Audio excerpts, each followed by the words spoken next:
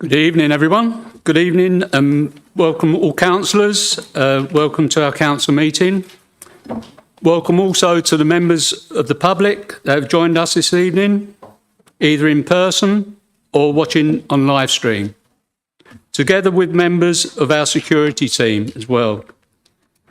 If any member of the public objects to being part of the live stream, please advise us immediately and we will ensure that you are not included in the filming.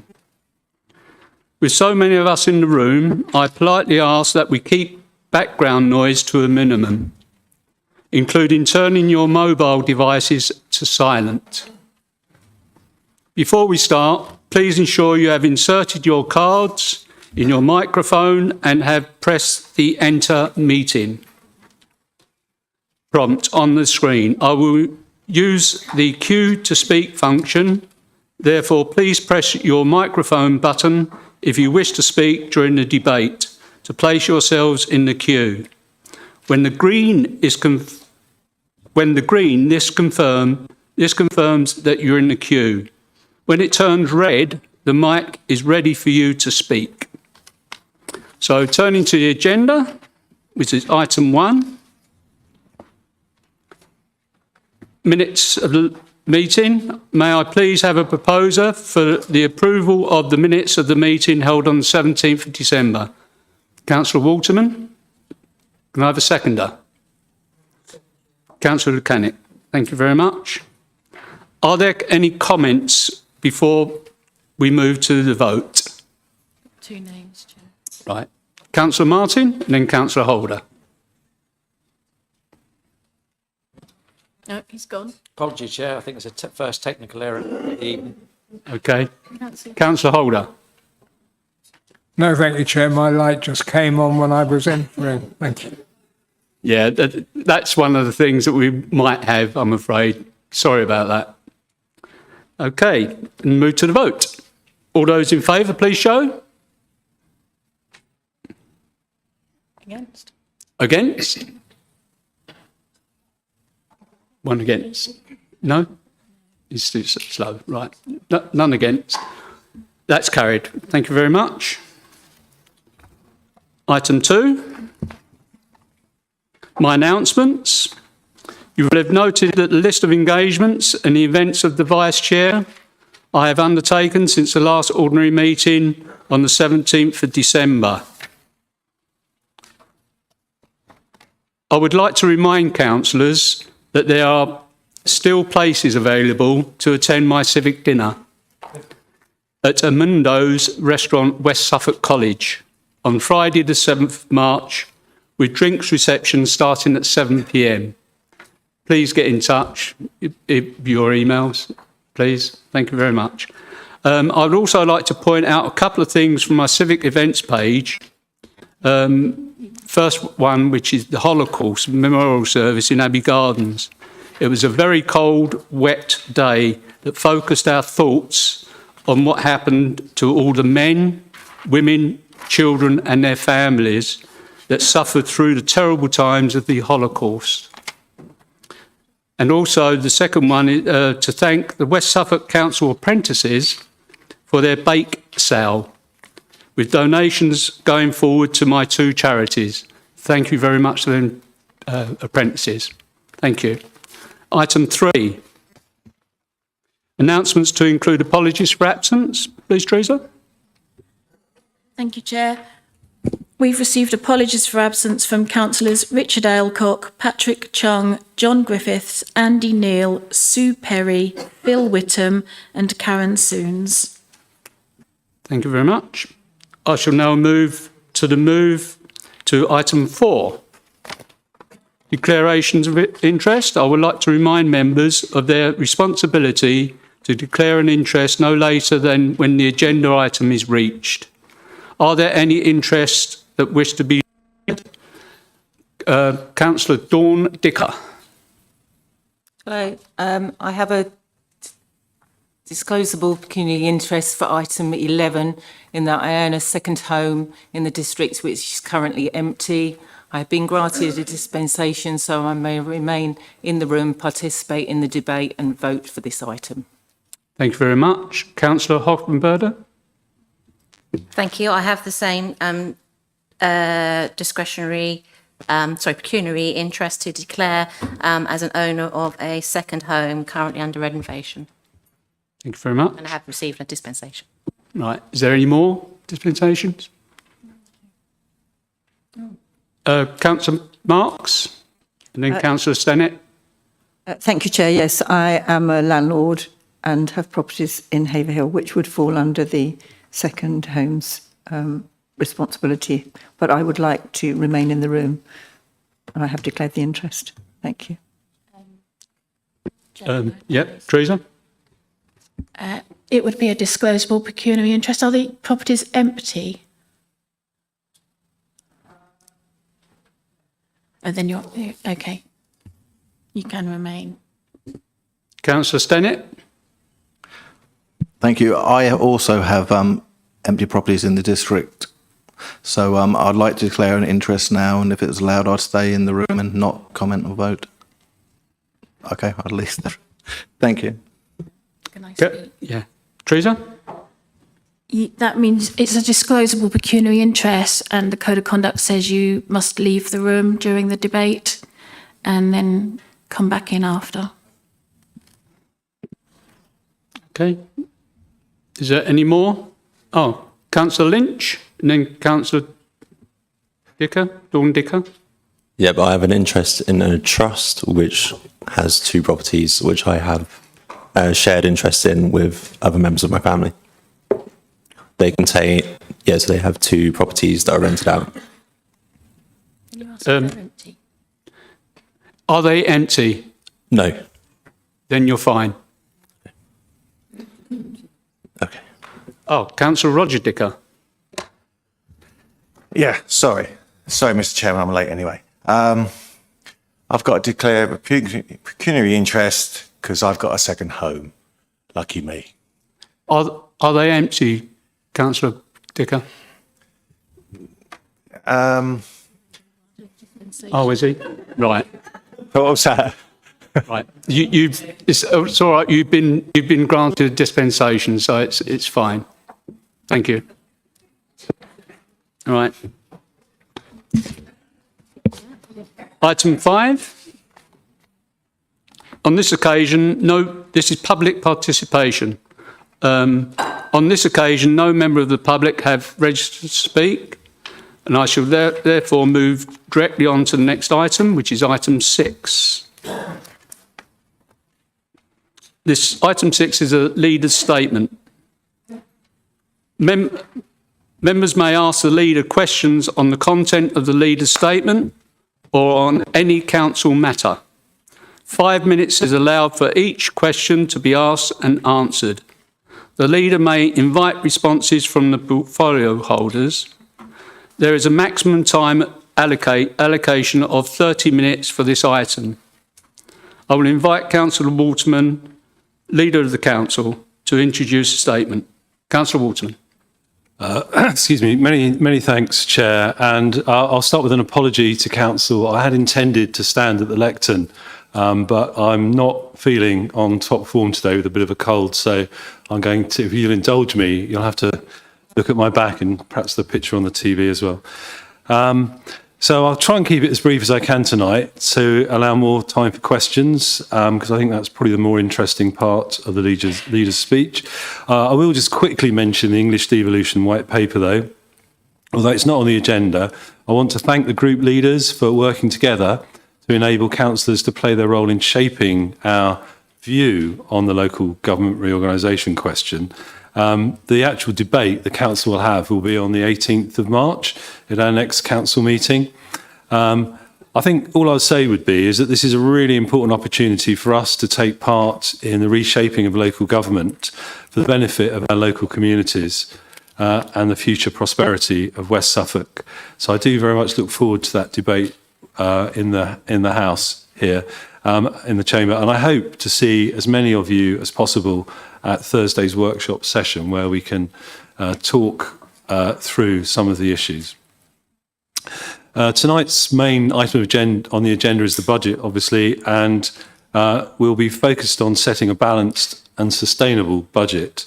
A sustainable budget that's based on our strong financial record, that meets the funding challenges and our strategic priorities, continues to deliver high quality services that our communities and businesses need, helps ensure continued prosperity, health and well-being across West Suffolk, and has been thoroughly tested over the past months with the most detailed consideration through PASC and in members' workshops. I won't say any more about the budget because we'll have a very comprehensive debate when we get to that. Another thing I'd like to mention quickly is the Advanced Manufacturing and Engineering Units, which has been, I think it's fair to say, a project that stalled recently. I'm happy to tell you this is now back on course and has taken a significant step forward.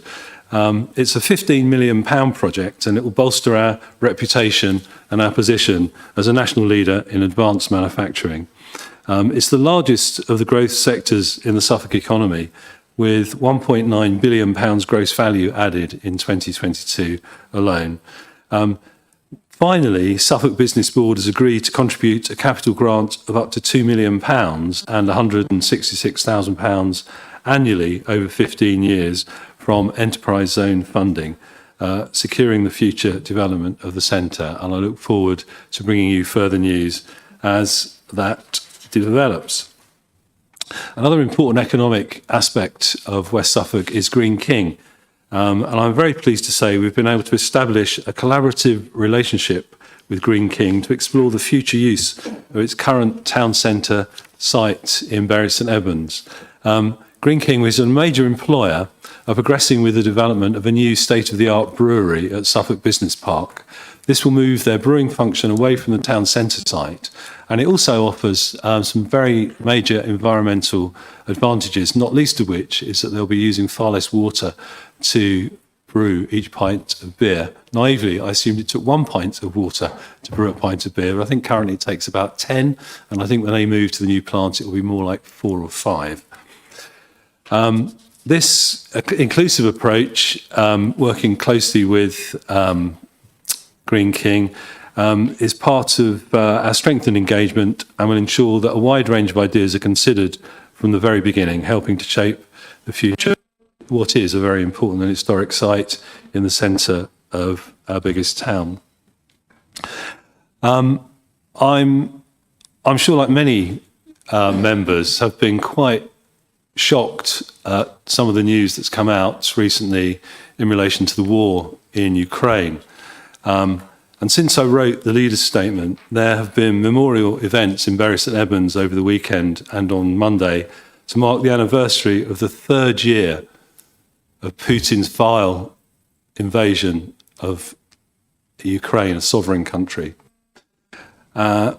A memorial was unveiled on Saturday in the Abbey Gardens at the commemorative tree, which together with the Ukraine community, Councillor Shipp and I helped plant last year.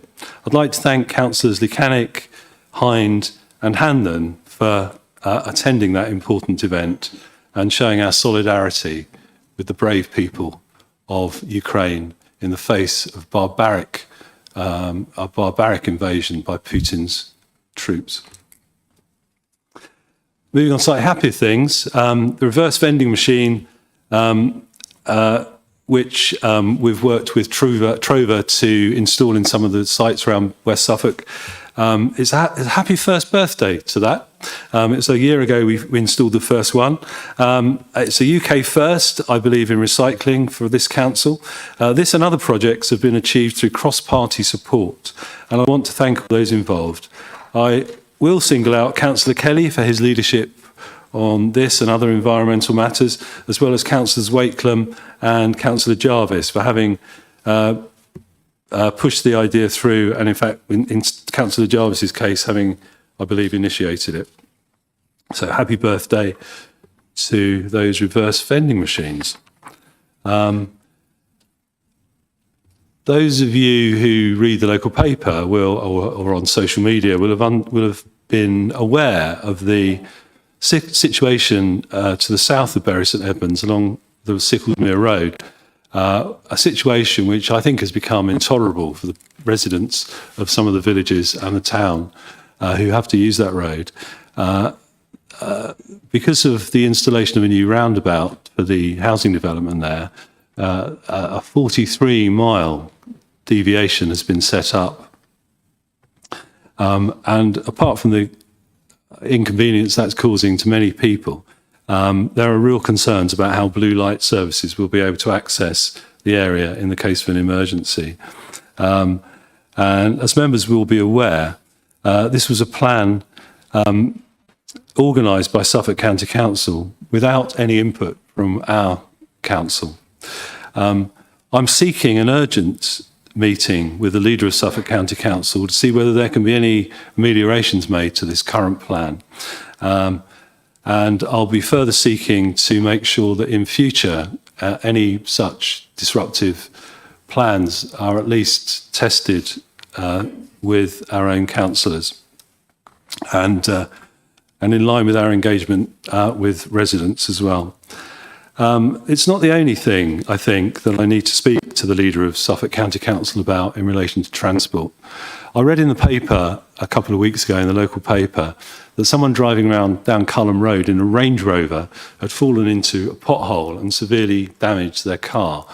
Now, I don't know what kind of car you all drive, but I drive a fairly modest Citroen. My wife drives an even more modest Fiat 500, and I can guarantee that if we fall into a hole that a Range Rover can't survive, then our cars will be severely damaged. And I do think there's a serious question about the maintenance of the highways in West Suffolk, and I'll be seeking assurances from the leader of Suffolk County Council that indeed West Suffolk is getting its fair share of the money that was announced by the government to improve the situation in relation to potholes across the country.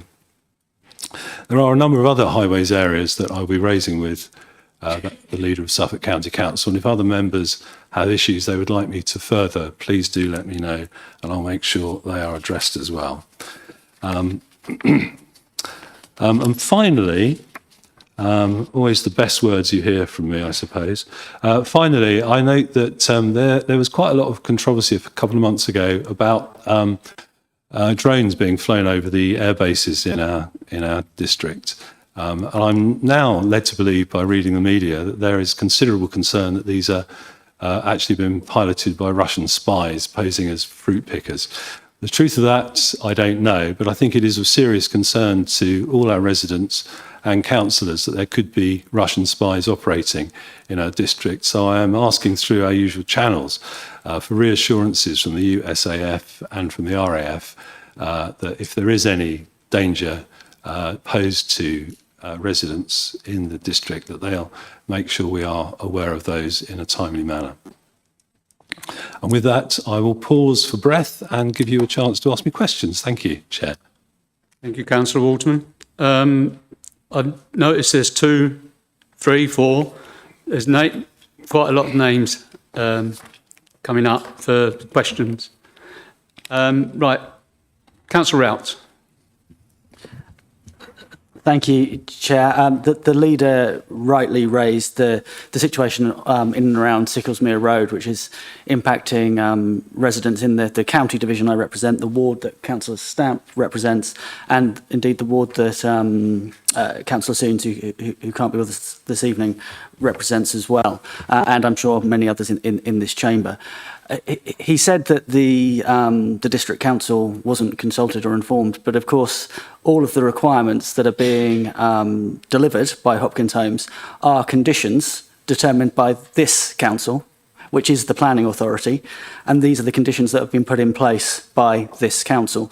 So while the county council has to put in place a diversion, which is lengthy and impractical, that diversion has to be suitable for HGVs, and we can't just magic A roads out of nowhere.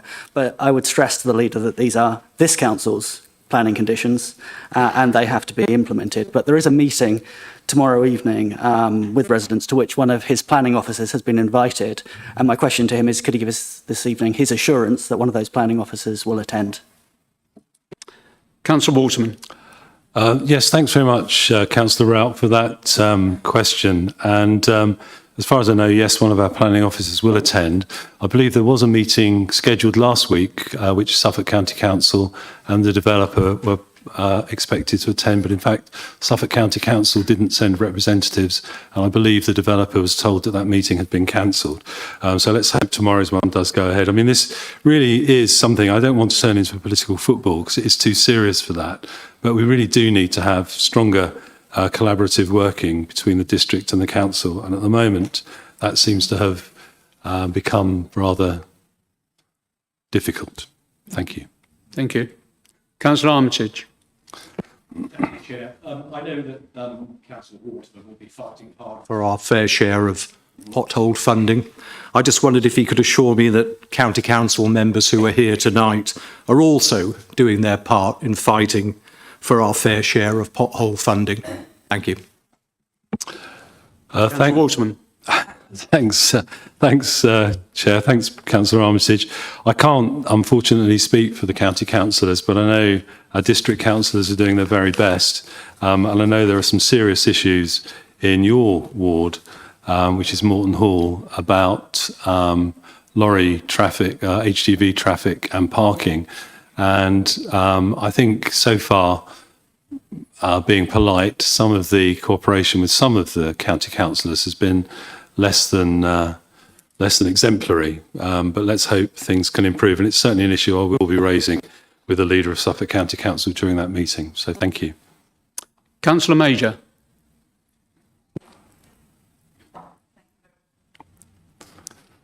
Thank you very much indeed.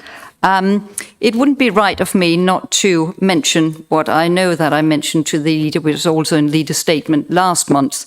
We have tonight delightfully got the leader of the Residents Association of Morton Hall amongst us, and I was absolutely delighted to read in your leader statement on page 35 that you are very much hoping that the debate and the conclusion, hopefully, amongst the devolution that we are faced with in the next 2 years might lead to a better deal for the locals.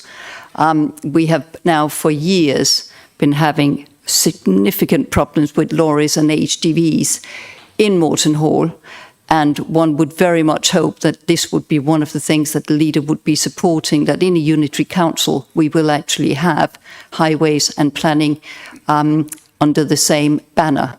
You have already mentioned tonight that there are other benefits of the unitary, but I hope very much that the leader will be a big force beat for that. Thank you. Councillor Waterman.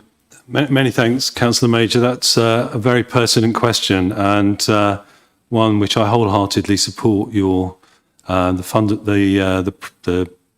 fundamental underlining it, which is that we need to keep decision making as local as possible.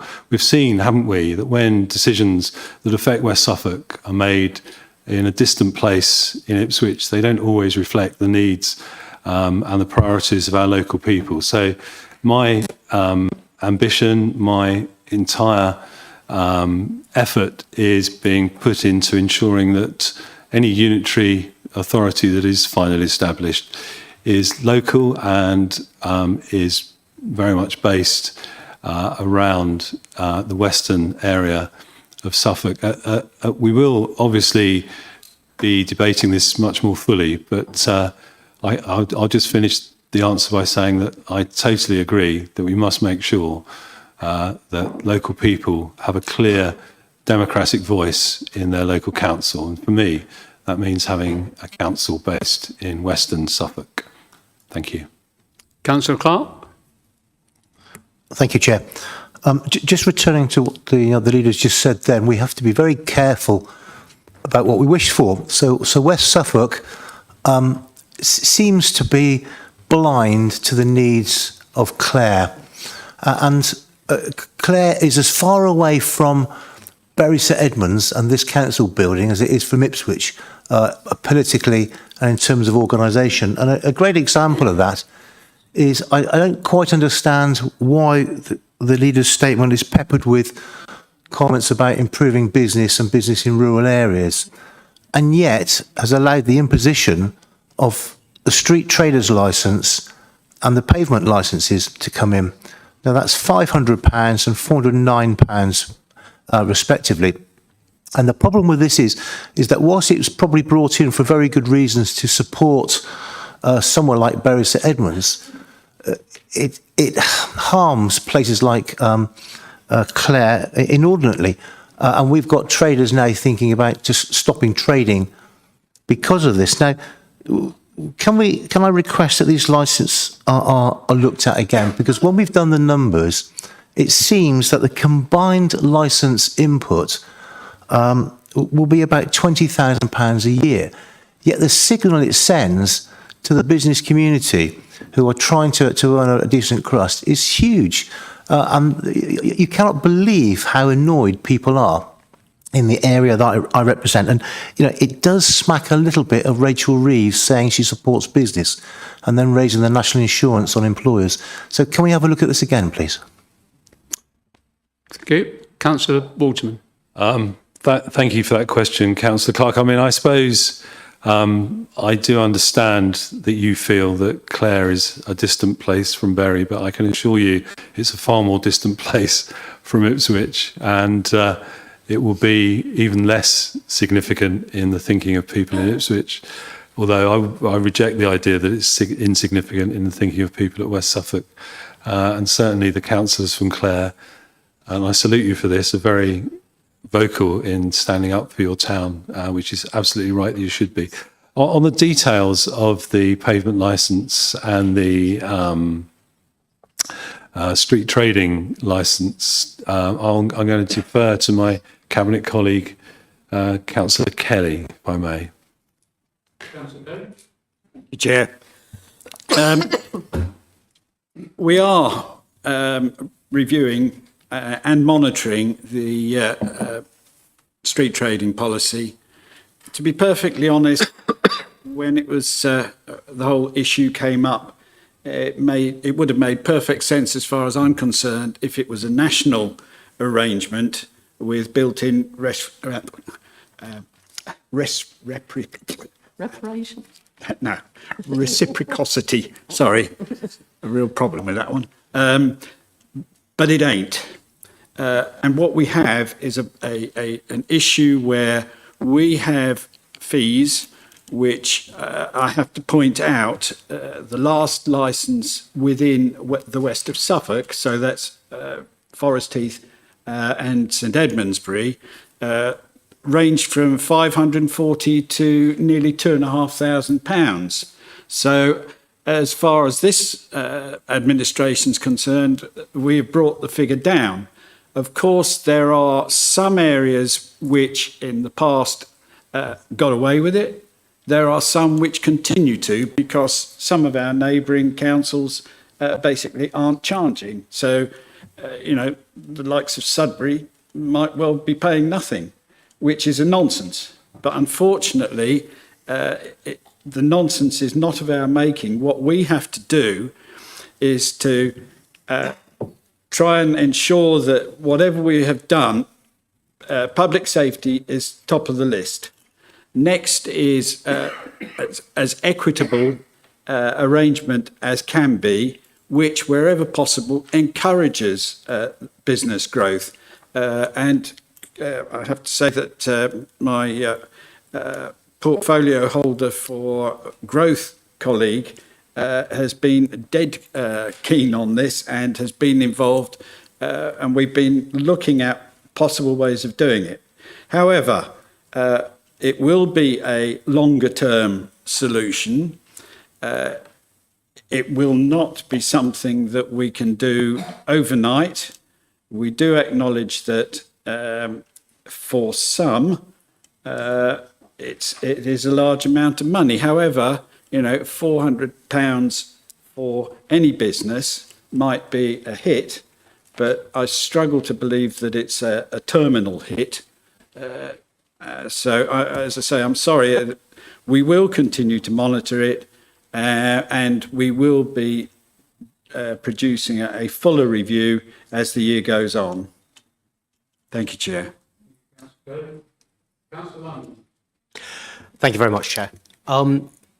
Over last December and January, I had the pleasure of chairing the Grants Advisory Working Group for a second year, running. Members from both sides of this chamber and officers worked exceptionally hard to make incredibly difficult decisions about how the Thriving Communities Fund is dispersed.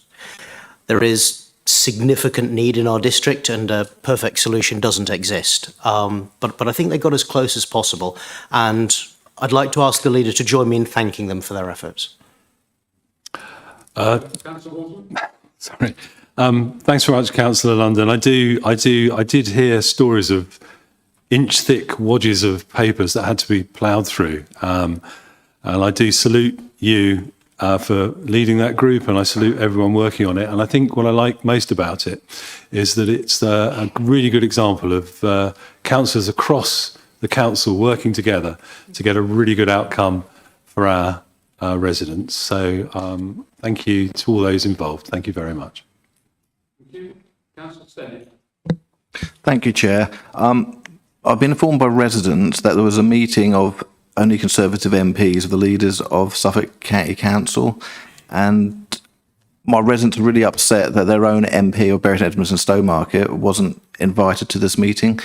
Could it be possible that the leader could address this and ensure my residents that their voices will be heard with the devolution? Thank you. Thanks very much, Councillor Stennett. Obviously, anything to do with devolution and local government reorganisation is something that we as a council are interested in.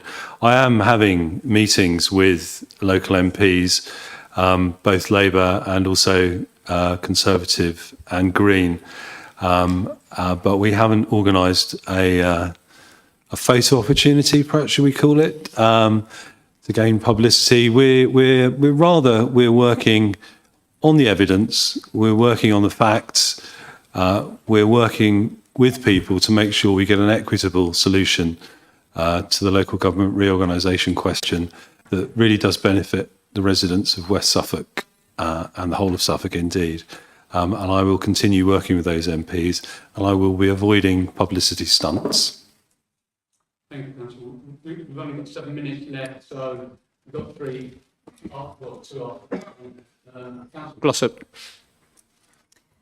Thank you, Chairman. What I want to know is, it said to A, on the leader's statement, and B, on any council matters. So are we on any council matters now? Because that's what I want to ask. We normally have two parts. Councillor Glossop, it was changed last time. We only have one now, last meeting. Doesn't say this here. Okay, well, I'd like to... But you can speak on any matter. Okay, thank you very much. Okay. So I'd like to speak to the leader, please, and ask him. And I have asked you this before, so I'm sorry if you think I'm repeating myself, but I feel quite strongly about it. I would like to ask if we can please make the thoroughfare from the marketplace to the Arc more pleasing experience. The retail units in the old post office building, which I appreciate we are marketing, but the large glass facades have got brown masking tape stuck across them at an angle. And at first I thought they had got broken glass, but I now realise it must be for safety reasons. Would it be possible that we use growth funding high street enhancements so that we can work with the College Arts Department to produce some murals to put on the glass, which would mean we are working with the students and making the town centre look more inviting, as at the moment it looks extremely down and out. If this idea is not acceptable, could we ask the team from Abbey Gardens to fill the units with plants or small shrubs, and it would look like an indoor garden until we can get someone in those units. The other thing I'd like to ask is, we have all the information on the West Suffolk accounts this evening and the budget proposals. It would have been extremely useful for councillors to have been given an update on the leisure centre refurbishments, which, given that it's nearly 2 years now that we were advised the intention to carry out the necessary repairs, and funding has been ring-fenced to these upgrades in the budget, but we had no information, please. Thank you very much. Councillor Waterman. Many thanks, Councillor Glossop. Yes, I did raise the issue of putting displays in the shop windows along the post office there. And we've been working with the bid on that, but it does seem to be something that's impracticable. So I'm afraid I got nowhere with that. As to the idea of planting an indoor garden, it's a lovely idea, but I'm not sure it's practicable either. But I'll certainly raise it at a suitable opportunity. As for the leisure centre, I might defer to my friend, the portfolio holder for leisure, Councillor Shipp. Councillor Shipp. Yep. Thank you, Chair. Thanks, Councillor Gossip, for that. I did want to do a more detailed update at a later date. However, I'll fill you in on where we are now with the leisure centre. Rebus Stage 3 designs and costings have been submitted to the Council and Abbeycroft. We've completed a review and, subject to a few points of clarification, minor amendments to the design, will shortly be entering Rebus Stage 4 phase, which is the detailed architectural and engineering designs and specifications to commence the build works. We're still working to commence the works in May, although some areas of improvement have already begun and are in development. Works include the chlorination system, which has started recently, and plans to replace the existing sauna and clean the external building are timeline to commence over the next couple of weeks. I'll also ensure that we'll keep you up to date as we move forward and as and when Rebus Stage 4 kicks off. Right. We're really now close to 30 minutes. Now, I've got 4 more. I think that's the end, because otherwise we'd be all night. Right. Councillor Ball, isn't it?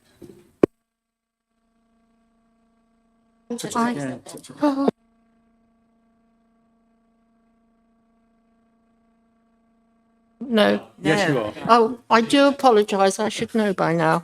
I was very pleased to hear the leader saying about supporting our residents and lobbying for them and all the work they're doing. So I would just ask where the council was when our rural areas were about to lose buses.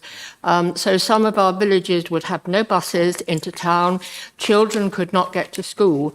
The parish councils in the area set up a working group, and you may have seen it, Save Our Buses, and they negotiated, and they have got buses there.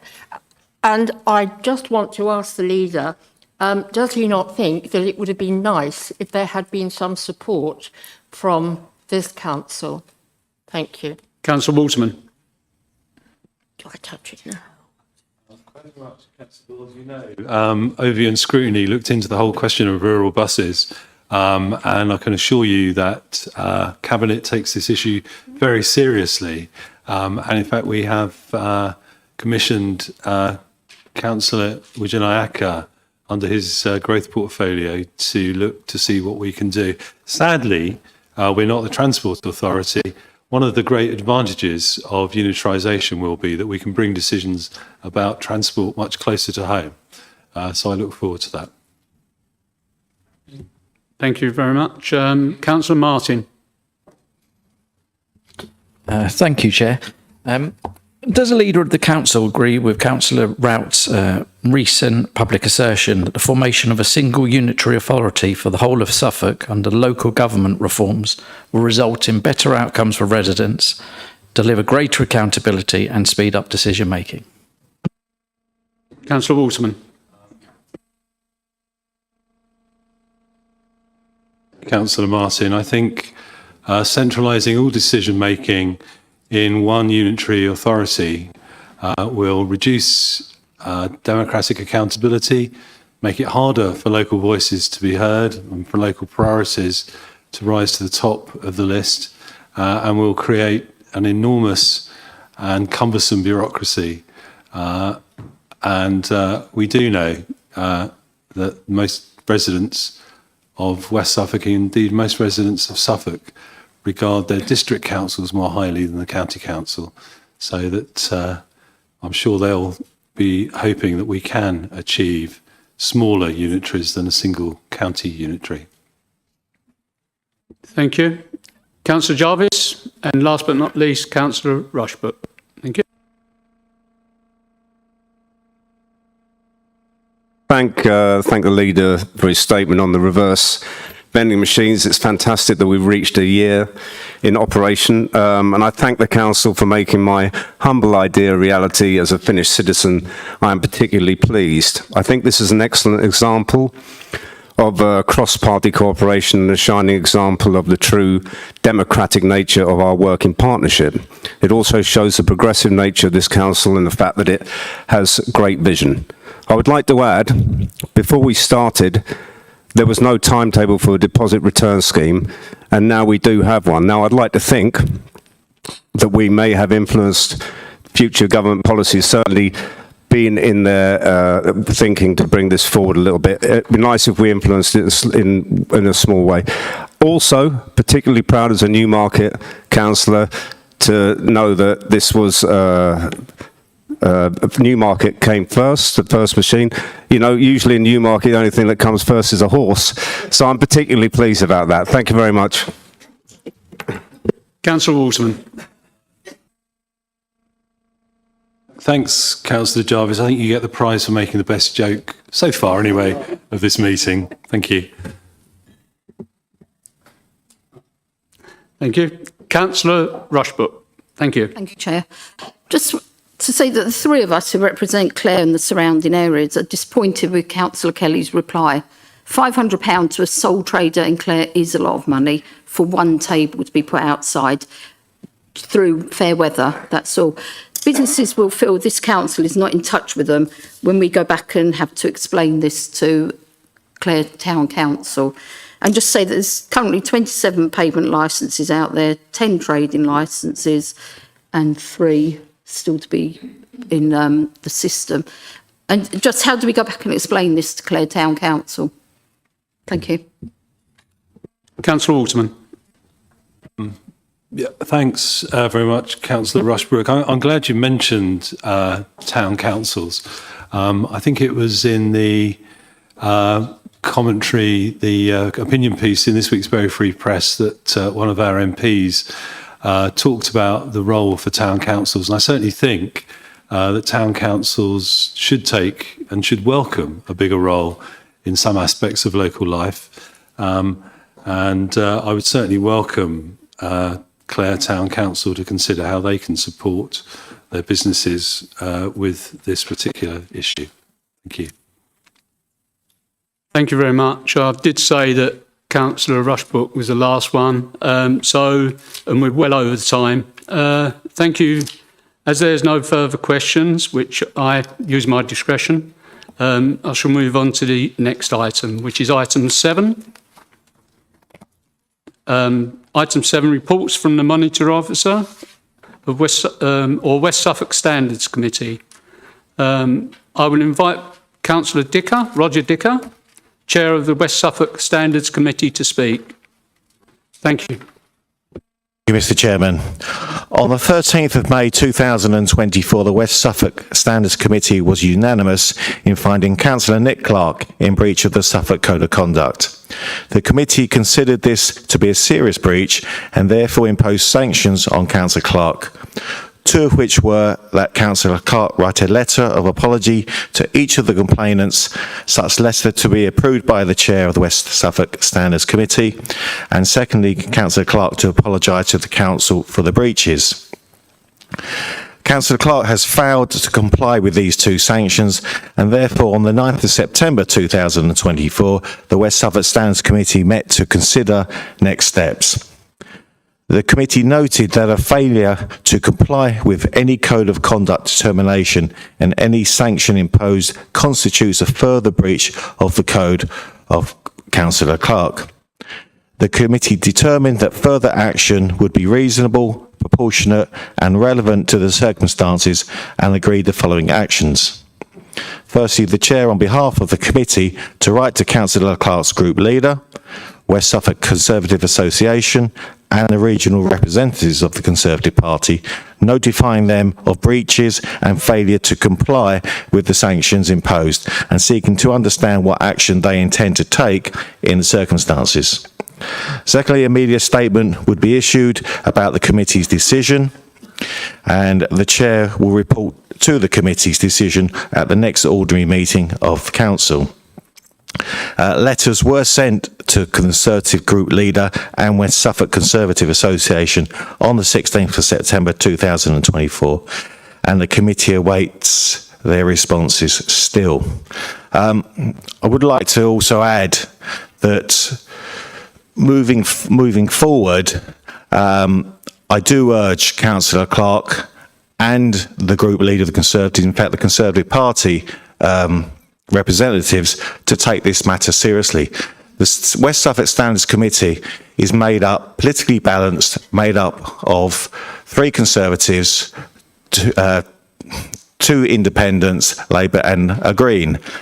So it is a very fairly adjudicated on the decisions we make. As I said, moving forward, I hope they do take this seriously. Thank you. Thank you. I will now move on to item 8.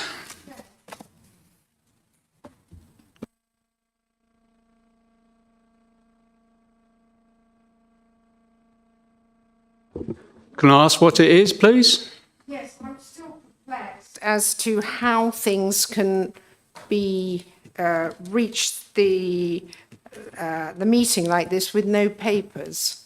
Because we go from, I appreciate there is something on the agenda. There is an item 7, is it, or item 8 on the agenda, but there aren't any papers. And normally there are papers for everything we have to consider.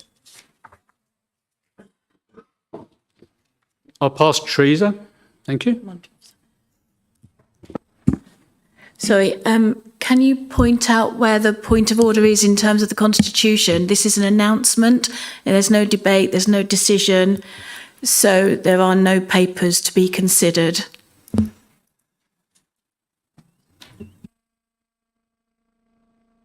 Excuse me.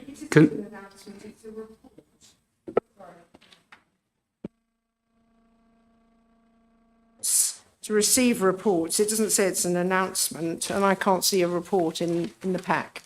It's not a report for debate, it's a report about a matter that's been considered by either the monitoring officer or the standards committee. So I'm afraid there's no point of order. Chair, it's your decision whether you want to discuss this further. Well, it does say report with respect. It doesn't say announcement, and you did say announcement. But perhaps the record can reflect this.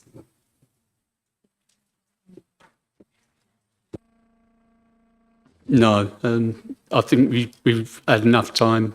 We need to go on because there's still a lot to do on the agenda.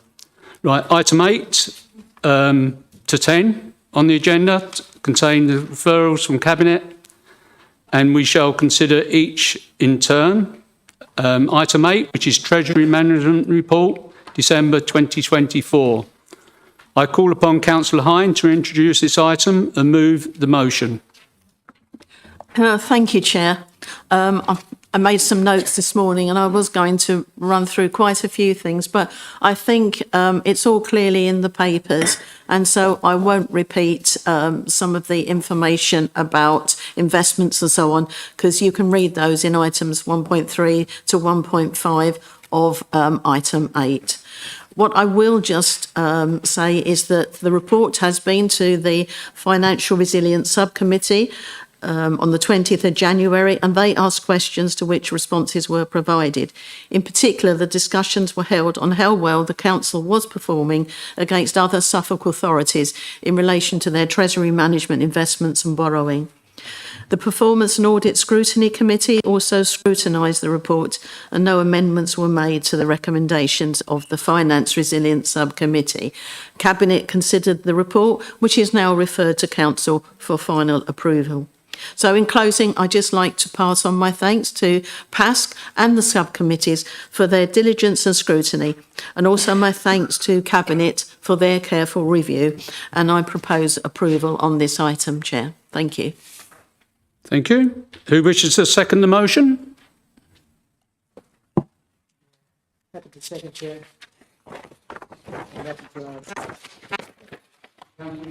Councillor Mechanic? Yeah. Do you?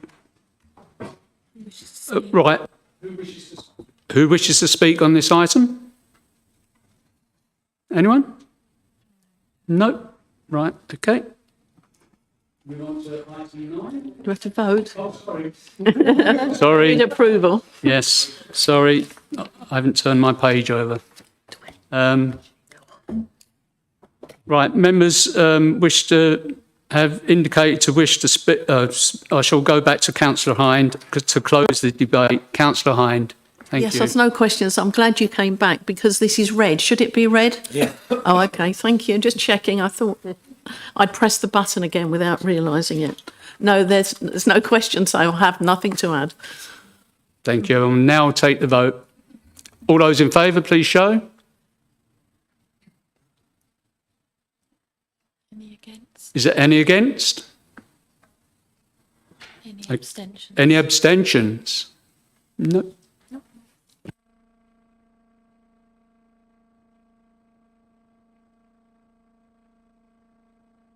Is Financial Resilience Strategy Statement 2025 to 2026 and Treasury Management Code of Practice.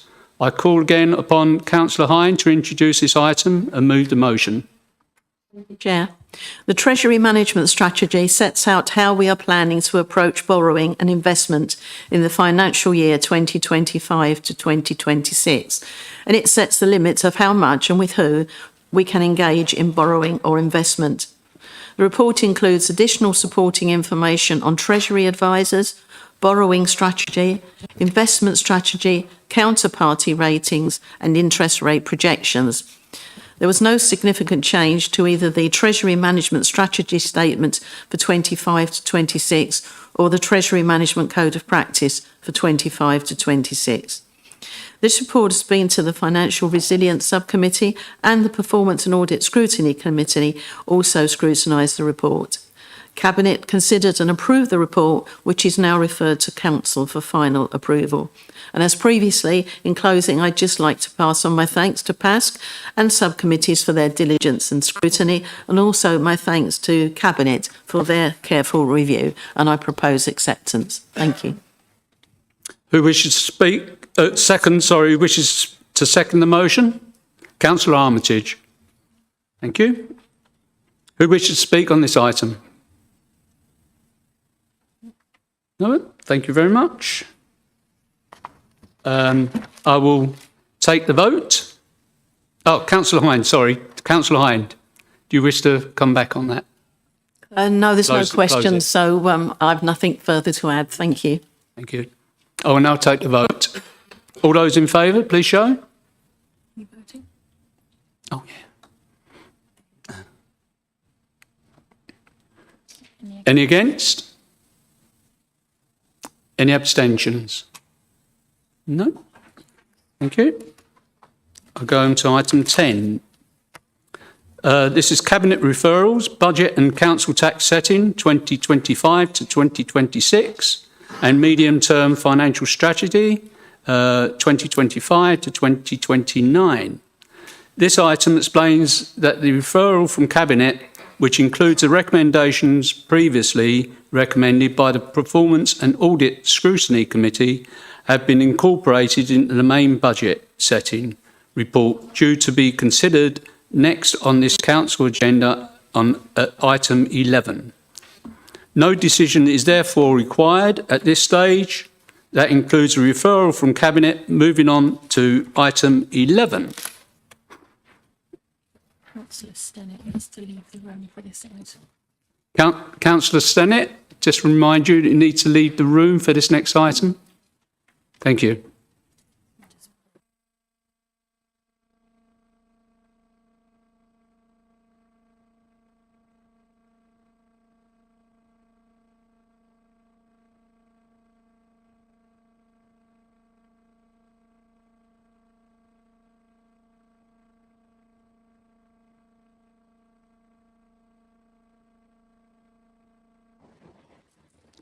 Item 11, Budget and Council Tax Setting 2025 to 2026 and Medium Term Financial Strategy 2025 to 2029. I call upon Councillor Hind to introduce this item and move the motion.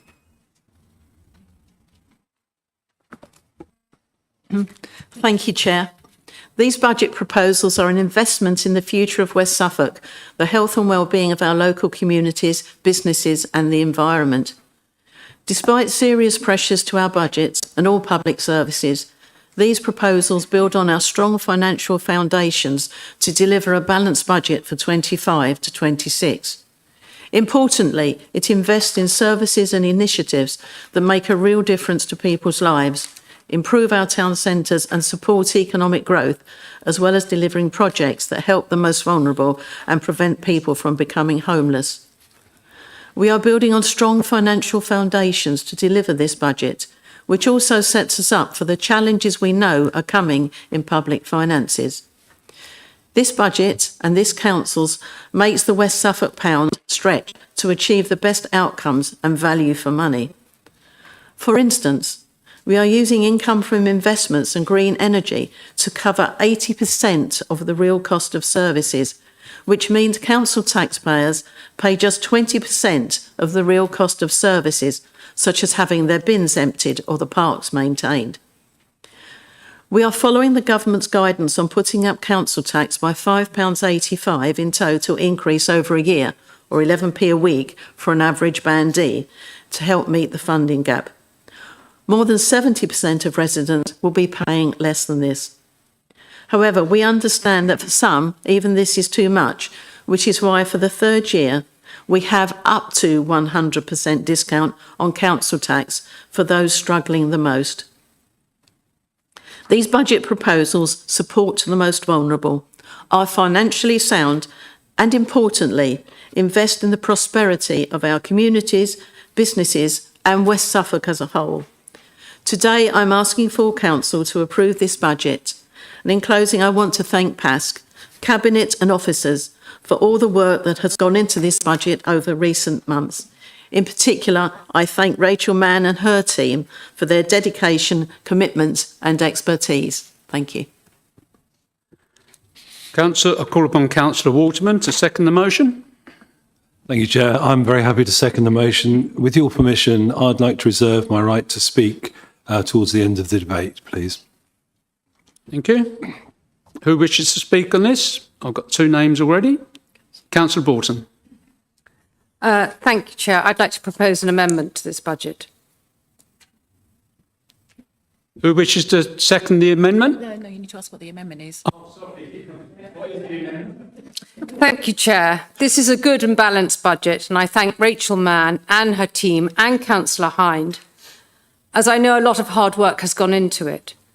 Whilst there's much within the budget that will continue to support our district, there is a large gap in relation to growth, and it is sad to see that it lacks on supporting thriving market towns. We are supportive of the principle of the user pays, but the attack on parking charges in this budget needs addressing. The high street and shopkeepers are suffering. The face of the high street is changing as shopping habits move to buying online, and residents saying that parking fees are putting them off visiting the high street, whether to shop, go for a coffee, or meet with friends. And more pressure is coming for local businesses with national changes to national insurance. This amendment proposes a targeted approach to each of our market towns to address specific issues to support them to thrive. Brandon and Mildenhall benefit from free car parking, but Haverhill and Newmarket do not. Both towns and their high street need our urgent support today for assistance in these challenging times. The amendment states that the first hour is free for parking in some of the car parks in Newmarket and Haverhill. To put this into perspective, most car parking in those towns is around £1 for 2 hours. This small bit of assistance for the high street and residents should encourage people to visit the towns and to keep the high street, markets and the shops trading and open. Over £8 million of income for the council comes from parking charges, the majority of which comes from Bury St Edmunds.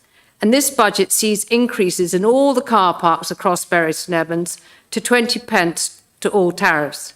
It's disappointing and it's anti-growth.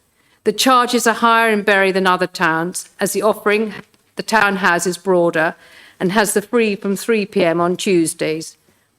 However, this budget, as well as blanket parking increases, increases, shockingly sees a 20% increase for those wanting to park in Ram Meadow.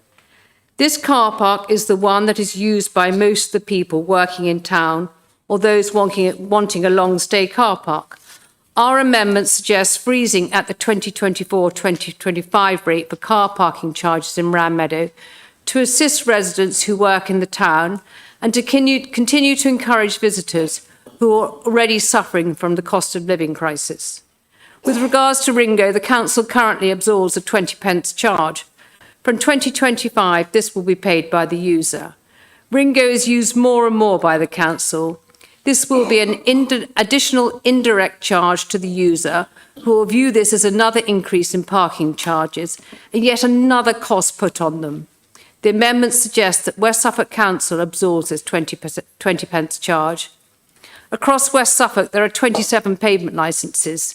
This is where a coffee shop has a few tables and chairs located outside to broaden their offering to customers. The 24-25 rate was £100 for both a new and a renewal.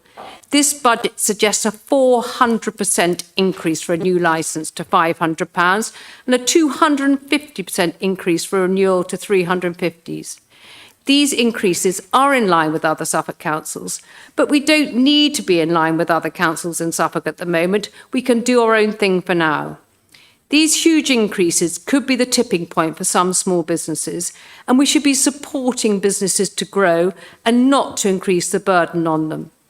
Our amendment is to freeze pavement and street licences to the 2024-25 to support business and growth.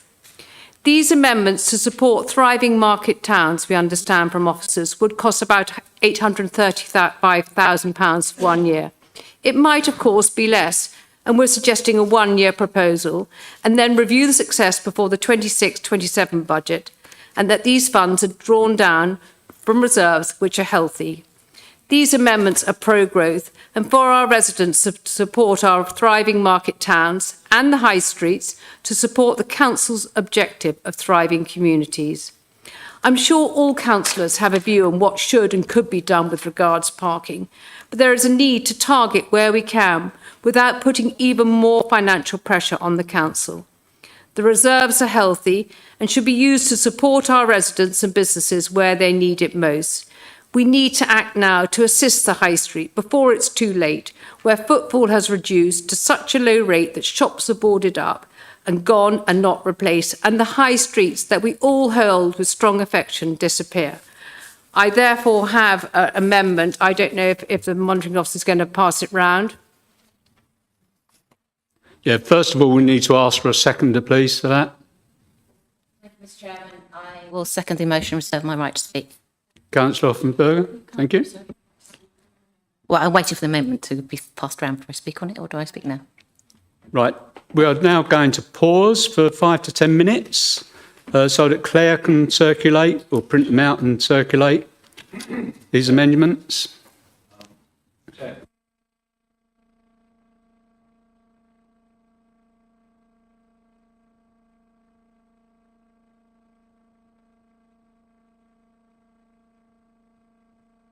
Right, this needs to be seconded first and we need to vote on it.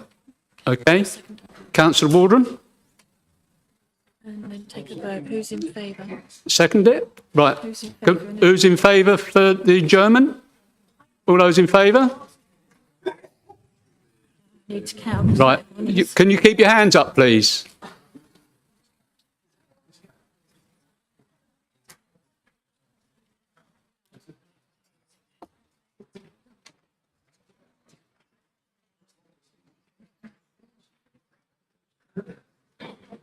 Keep your hands up, please.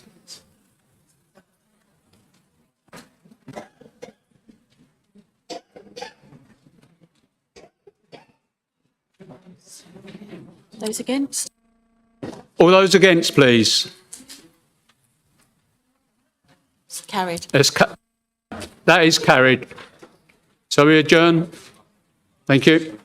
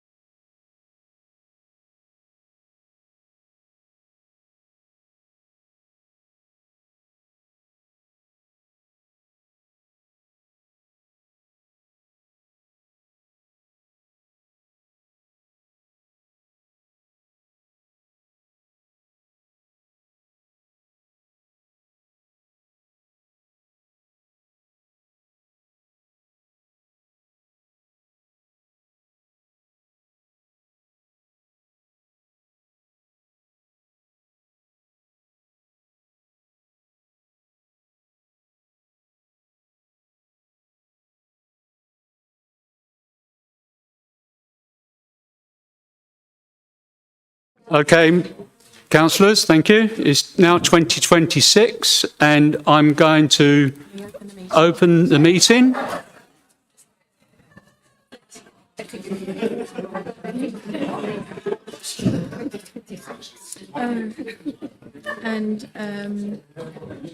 I'm going to call upon Councillor Hoffenberger to speak. Thank you, Mr Chairman. I am pleased to second the amendment before us today, but firstly I'd like to echo my thanks for the Section 151 officer for putting all the work into the budget we have before us, and indeed all the members of staff who work day in, day out delivering our services for our residents.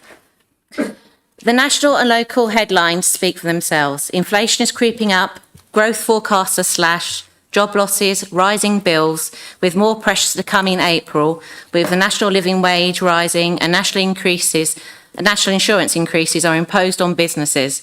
And today we hear that the energy price gap is rising by 6.4%, and yet another blow for our residents. We are living in challenging times, and the pressure is just being piled on our residents and businesses, which may well push them to the edge. This is when, as a council, we should be stepping up and supporting rather than adding to the challenges our residents and businesses are facing. Increasing car parking charges in Bury in both long stay and short stay car parks is scandalous, and to say that it shouldn't have an impact on footfall and businesses because Bury St Edmunds is still a very attractive place to come and visit is naive at best and insulting at its worst. When floating this proposal to my residents and reading comments on social media, I got the following. I go to Bury every day, but now I'm off to Ely where parking is free. I'm going elsewhere. These prices will definitely persuade me to go elsewhere. I volunteer in the town and use Ram Meadow, but will have to reconsider this. With businesses saying that they could be the final nail in the coffin, along with already rising operating costs, and we're at risk of killing the golden goose.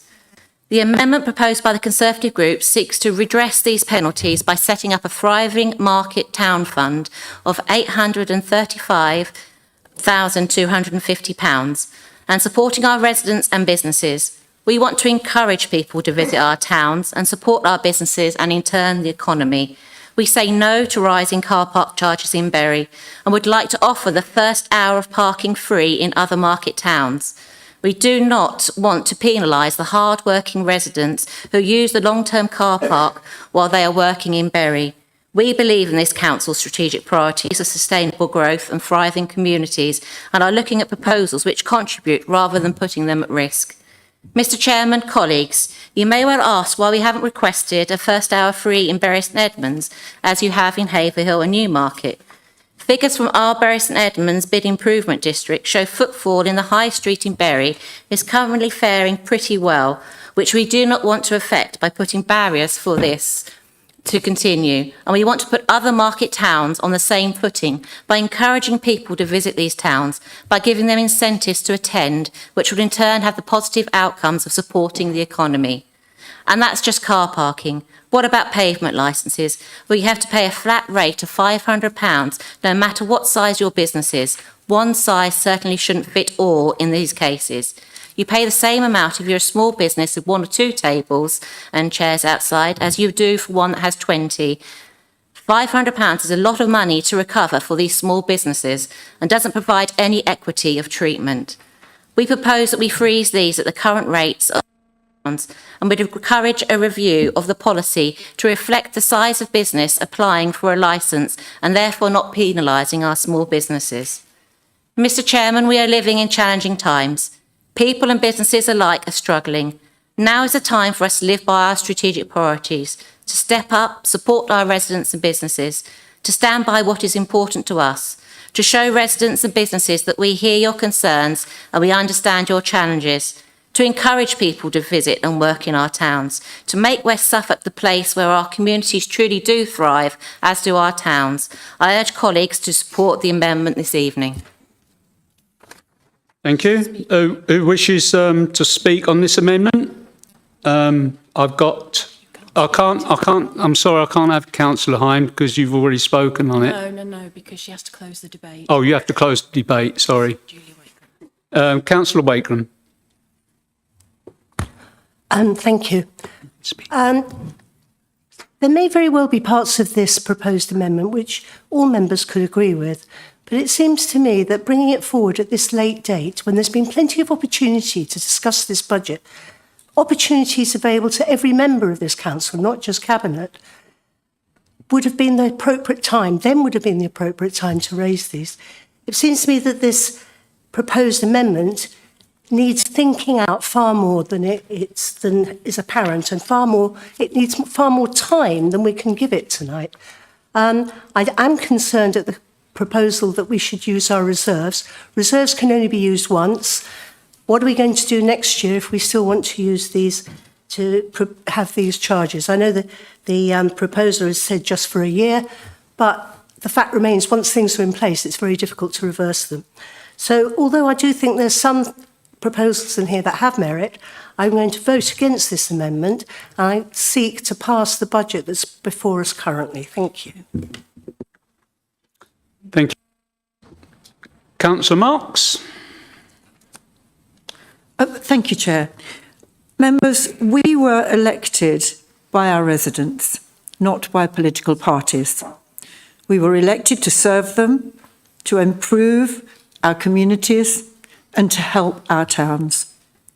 This council has over £5 million of free reserves, raised through prudent financial management of service delivery to our residents. Other district councils have not managed to achieve this, and when unitary is finalised, funds that we have achieved will be incorporated into the overall pot. This will deprive our residents of the benefit that these reserves could bring. We have a duty to our residents. This amendment is moderate. It does not take a massive amount from our reserves, but brings significant benefits to our towns and businesses. Approving this amendment confirms our commitment to localism, to our residents, and to our communities.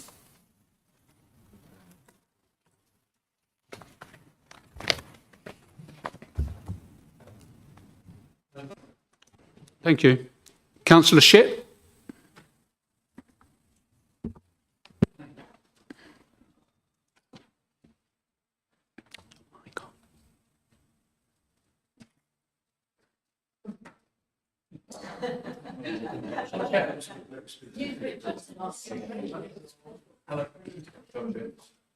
Thank you, Chair. Just for clarification, Mildenhall was mentioned as having free car parking. Yes, Mildenhall does have free parking. There are two main car parks in Mildenhall. One is Sainsbury's, which allows for 2 hours of free car parking. The other one is owned and run by Mildenhall Hightown Council, who bears the cost of parking in Mildenhall. Thank you. This is a debate, Councillor Shipp, not for asking questions. Councillor Waterman next. Thank you. Many thanks, Chair. I was very impressed with Councillor Hoffensberger's eloquent speech. Obviously, she had adequate time to think it through. And I salute her eloquent writing. Councillor Marks talks equally eloquently about this not being a political question, yet it clearly is. The budget has been developed over the past 4 months through painstaking work across the council. Every member has had the opportunity to make their input. Every suggestion was available to be made, and any suggestions that were made were carefully considered. When we present a budget, it's a whole, it's a thing, it's a coherent statement of how we see the future in terms of both expenditure and revenue. To at the last minute throw in some fairly substantial changes to it destroys the equilibrium of what had been a very carefully balanced piece of work. My real concern here, apart from the blatant politicking, which I don't think our residents will be very impressed by, is that this puts us in a position where we're using up our reserves. We do know, looking forward, that we could well face some large deficits, and that's why we keep reserves. So that when we arrive at that moment where we face a deficit that we can't fund from income, we can use the reserves to ease the pain. If we were to go down the very foolish and irresponsible route suggested in this amendment, we'd be burning through our reserves. And when it came to it, and we had to make those difficult decisions, we wouldn't be able to find the money to maintain our services. And it would be classic cut, cut, cut. I don't want to be cutting services to our residents. I don't want to be mortgaging their future. And I have to say, the work that's already been done on car park charges has been done with sustainability and growth in mind. None of the changes, I beg your pardon, that we're proposing will affect growth. Let's take the famous 20p for Ringo. When I park, I choose not to pay it. At the moment, by choosing not to pay it, I'm effectively subsidising those who do take that service. I don't think that's fair. If you want to use Ringo, fair enough, use it. But don't expect me to pay through my car park charges for your use of that app. So I'll just round off by saying that this is clearly a blatant attempt to curry political favour, I beg your pardon. I will be voting against this amendment. I will ask the authors of this amendment next year, please, don't spring surprises on us, carefully designed as traps. Please work across the council, as we are often celebrating doing. Please do engage with the budget making process, and then we will arrive at a fair and equitable budget once more. The budget that we are proposing is fair and equitable. And as I say, I will be rejecting this motion. Thank you, Chair. Thank you very much. Councillor Wichenaiker. Thank you, Chair. I will be voting against this amendment.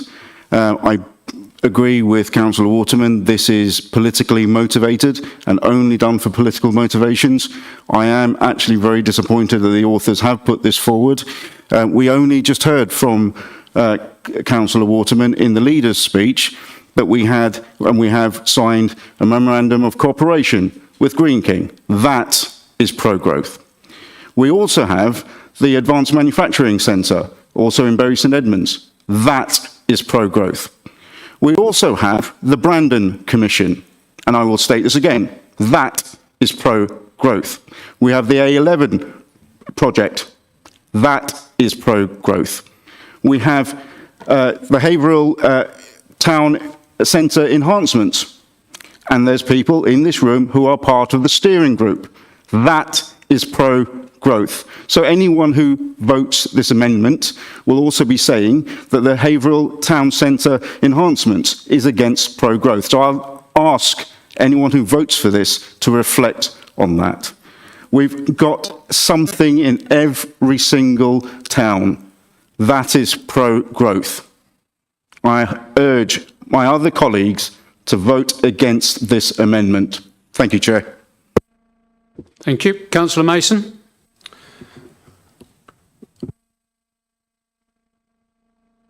Thank you, Chair. Just as a point of correction, I welcome the Haverhill steering group. That is not immediate. And whilst I welcome the benefits that will bring at some point down the line, it's not anytime soon. This motion talks to the pressing need now. And it was interesting, nothing about growth Councillor Wichenaiker just said was about our high streets, other than what was happening in Haverhill, which I do welcome, but that's some time ahead.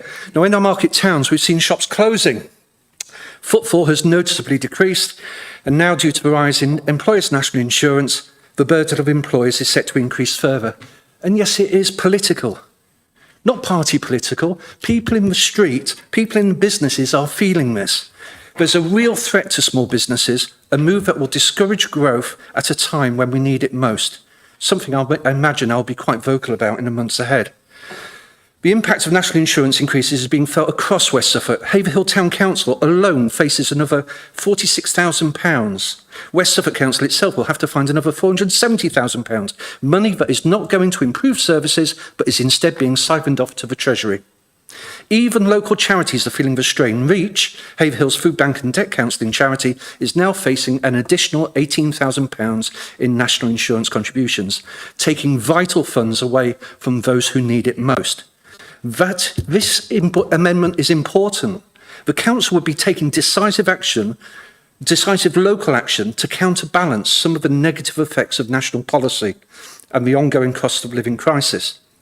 We must make it easier, not harder, for residents to choose our local businesses on the high street over out-of-town retail parks or online giant. Haverhill has few national chains left. Freezing charges in Ram Meadow car park in Bury St Edmunds at the current rate will support local businesses and workers who rely on affordable parking. Let us absorb the 20p like we have been whilst we wait for this national scheme. It's simply the right thing to do. Let us encourage cafes, pubs and restaurants to make use of outdoor seating, not penalising them with additional costs. Central government has consistently reduced grant funding available to district councils, expecting them instead to raise council tax by the maximum amount to fund services. This is an unfair burden on our overtaxed residents while seeing little given in return. With that in mind, this is a measured and I think moral use of earmarked reserves, of which there is plenty. This really is a time to give back. It's an investment in the future of our market towns that respond in part to the pressures our town centres face. Please support this amendment for the businesses struggling to survive, for the residents being overtaxed and the future of our market towns. After all, we want thriving high streets as well as thriving communities. Thank you. Councillor Armitage.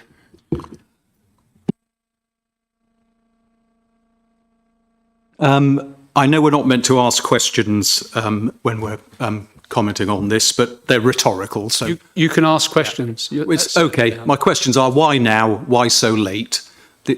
There's been months to do this. There's been months to build up a very good and sustainable budget. That's being ignored by my members who are grandstanding to my left, although I hate to add another cliche to the torrent that's come from that side. Reserves to current spending. I thought it was socialists who played fast and loose with finances. Finally, isn't it better to see how this budget works and review it next year rather than the other way round, which the lot opposite, I was going to say the lot opposite, the lot to my left are suggesting. Otherwise, we're going to see reserves running down. Thank you. Thank you. Councillor London. Thank you, Chair. I'm going to probably scare my Labour friends over here by saying thank you, Margaret. I absolutely agree with what you said. The funds that we've got, if we go into a full Suffolk Unitary Council, will get absorbed by the rest of Suffolk and will be taken away from the people of West Suffolk. Luckily speaking, we do have at least one more budget, so I don't think now is the right time to do that, but I do think that's a really important thing, and that we need to make sure that our reserves are spent in West Suffolk before they're stolen by Ipswich. So thank you very much for pointing that out, and I look forward to working with you in the future for the next budget to make sure things like this happen if we go into a full Unitary Council. Thank you. Councillor Lynch. Yeah, I just wanted to talk about the mechanics of shopping trips in Newmarket that I've noticed from my peer group. Most shopping trips, it seems, in my peer group at least, are 5-minute, very short trips to the town centre. These short trips, they don't want to pay for 2 hours parking to make that trip, so often they'll just risk it, or they'll park a bit further out and walk in and then do their shopping and pick up a click and collect, or they'll just purchase the item they need that day. So that sets up two conditions of either they're parking really far away and they can't carry anything more than they set out to, or they're risking it and they haven't paid and they're under time pressure. So they don't extend this 5-minute shopping trip with impulse purchases. They don't turn that short trip into a longer trip, which is a common catalyst for going on those long trips these days. Yeah, that's it. Thank you. Councillor David Smith. Thanks, Chair. I must say I'd add to the members that are disappointed not being given sight of this. I think it's very disrespectful to the members of the towns that mentioned in this not to be given foresight and the chance to give a reasoned response. Other than that, I can only speak for Haverhill. I know Haverhill, I live there. Members, Councillor Mason and myself, amongst others, are on the working party for the town centre improvement. He knows what work we're doing, okay? The high street needs improving, but until it's improved, you won't get the shoppers come into the town. We need to improve the town, and whether you take the 50p fee away or not, it's not going to make any difference. We need to improve the town centre before we look at doing something like that. Although I applaud the sentiment of taking away the fee. At the moment, it's not right. It's not the right time. We need to concentrate on improving the offer to the residents and the visitors to Haverhill. So I can't support this amendment. Thank you. Councillor O'Driscoll. Yes, thank you, Chair. While I think there are one or two things mentioned here that could be very useful to growth, I think one of the things that we have to accept is that the problems of the high street are not caused by parking fees. They're caused by many other factors, some of which we can do something about, some of which are outside of our control. Parking can have an impact. It can be a useful tool, but only one of many, and it should be considered alongside other growth initiatives, of which we have had many in the lifetime of this administration, that has actually seen increased footfall at the car parks in Bury St Edmunds, the car parks in Haverhill, and the car parks in Newmarket. So we have seen some increase in footfall, but the high streets themselves continue to struggle, and that's something that we need to work with. So I think my gripe here is not so much whether there are some good suggestions here, it's the manner in which this has been delivered. We have a budget in front of us, which we'll be considering fully later on, I hope, which is set out to provide a range of services for our residents and to support people who are in great need currently. I think what we have in terms of this amendment is a distraction. It is not something that helps us to develop a sustainable budget that will support our residents going forward. We have that already in the substantive budget. We have looked beyond a single year. What we've got here is a use of reserves that many would say is inappropriate. It's been chucked in as a quick fix. And then the indication is that at the end of a year, we'll have another look. Well, that's not a sustainable way to manage a budget, and in my view, is not responsible. I also want to say something as a Bury St Edmunds councillor, because I think responsible councils make difficult decisions. This council is proposing a difficult decision, which is that we will raise charges in Bury St Edmunds, but we won't in other towns. We will protect those other towns because they have different economic circumstances. But quite frankly, when you look at the cost of parking in Bury St Edmunds compared to comparable economies, our costs are very reasonable indeed. And I accept that nobody likes to see parking fees go up, but sometimes it's necessary, particularly when you're trying to plan a long-term budget. And the final thing I would like to draw attention to is the statement from the Section 151 officer that says A budget that is funded by ongoing income streams is considered more sustainable than one that relies on reserves. I think it's very clear we should reject this amendment. Thank you. Councillor Hood.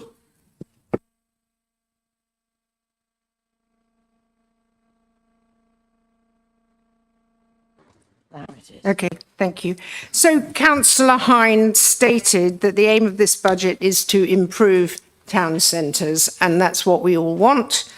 I don't think this administration can have it both ways. We've heard a litany of excuses, mealy-mouthed comments about pretending services will be cut. No surprise, a Green councillor doesn't want car parks to encourage more cars. Parking is free in Ely.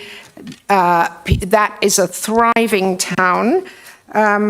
Councillor Indy talked about reference to growth initiatives everywhere except for Newmarket. What a surprise. Why should there be free parking everywhere else? It's nonsense to say this is political.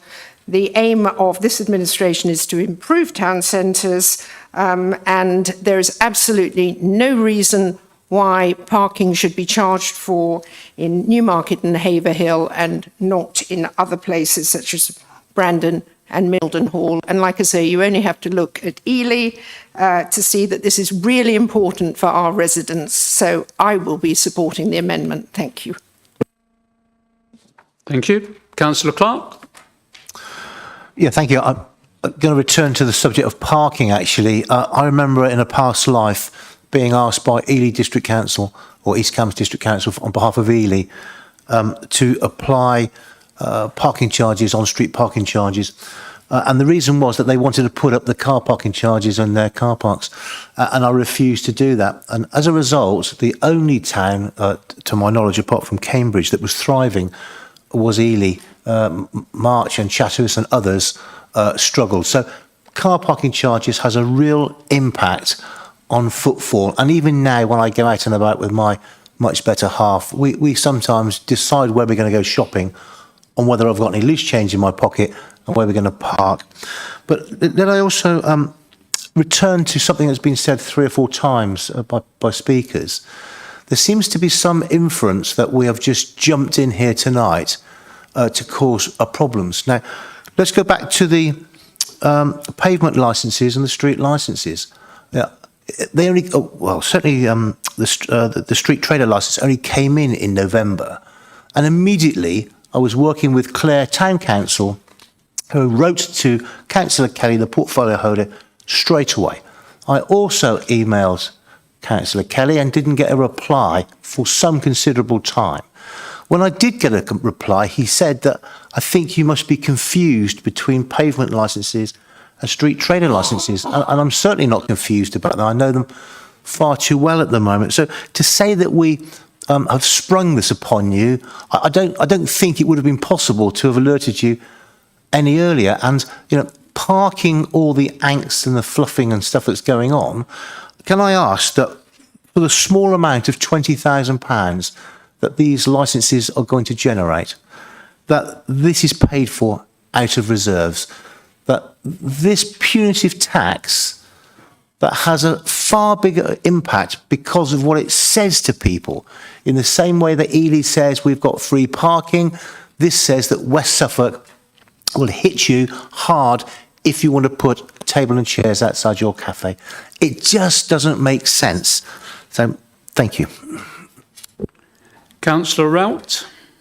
Thank you, Mr. Chairman. The leader remarked that there's lots of politicking going on in the chamber today, and there certainly is, but it's on the other side of the room. He's playing a neat trick, just trying to say that, well, there's a lack of notice here, and I'm sure he's perhaps carrying some independents that wanted to support this motion with him by giving them that get out of jail free card. But this is how councils up and down the country operate, Councillor Waterman. They have budgetary amendments. He might not have tabled many or any when he was in opposition, but this is how councils across the country operate. Amendments are tabled on budget day. It's how we function. The Section 151 officer has had time to write commentary around this for the council to consider. At the county, and I know he's no fan of the county council, we repeatedly have those budgetary amendments. Do we complain about the lack of notice? No, we don't. We debate the issues. But the leader does what he always does when he doesn't want to debate the issues. He goes on the attack, Mr. Chairman. So what we're trying to do here is have an open and honest debate and proposal around parking charges, not make decisions in smoke-filled rooms like he did when he withdrew the opposition to the Suffolk solar farm. We're trying to support our high streets in different ways, in different towns. But I'll focus on Bury St Edmunds, Mr. Chairman, which I represent. The CEO of Bury St Edmunds Business Improvement District, in an article written by the local democracy reporter, was not politicking when he said Bury St Edmunds and our businesses are being penalised by the parking charge hike in the town. And we are not politicking when we say we want to freeze those charges in Ram Meadow, where the Labour-led administration want to hike charges by 20%. That will have a real impact on workers in our town centre, a real impact on business owners in our town centre, costing them as much as £130 a year. This isn't about politics, it's about our high streets, Mr. Chairman. So I urge all members to support this motion, and they have the majority in this chamber, so if there's bits they like, pick and choose those bits. You can do as you will, but try to support those bits that support your market towns. Thank you. Councillor Stamp.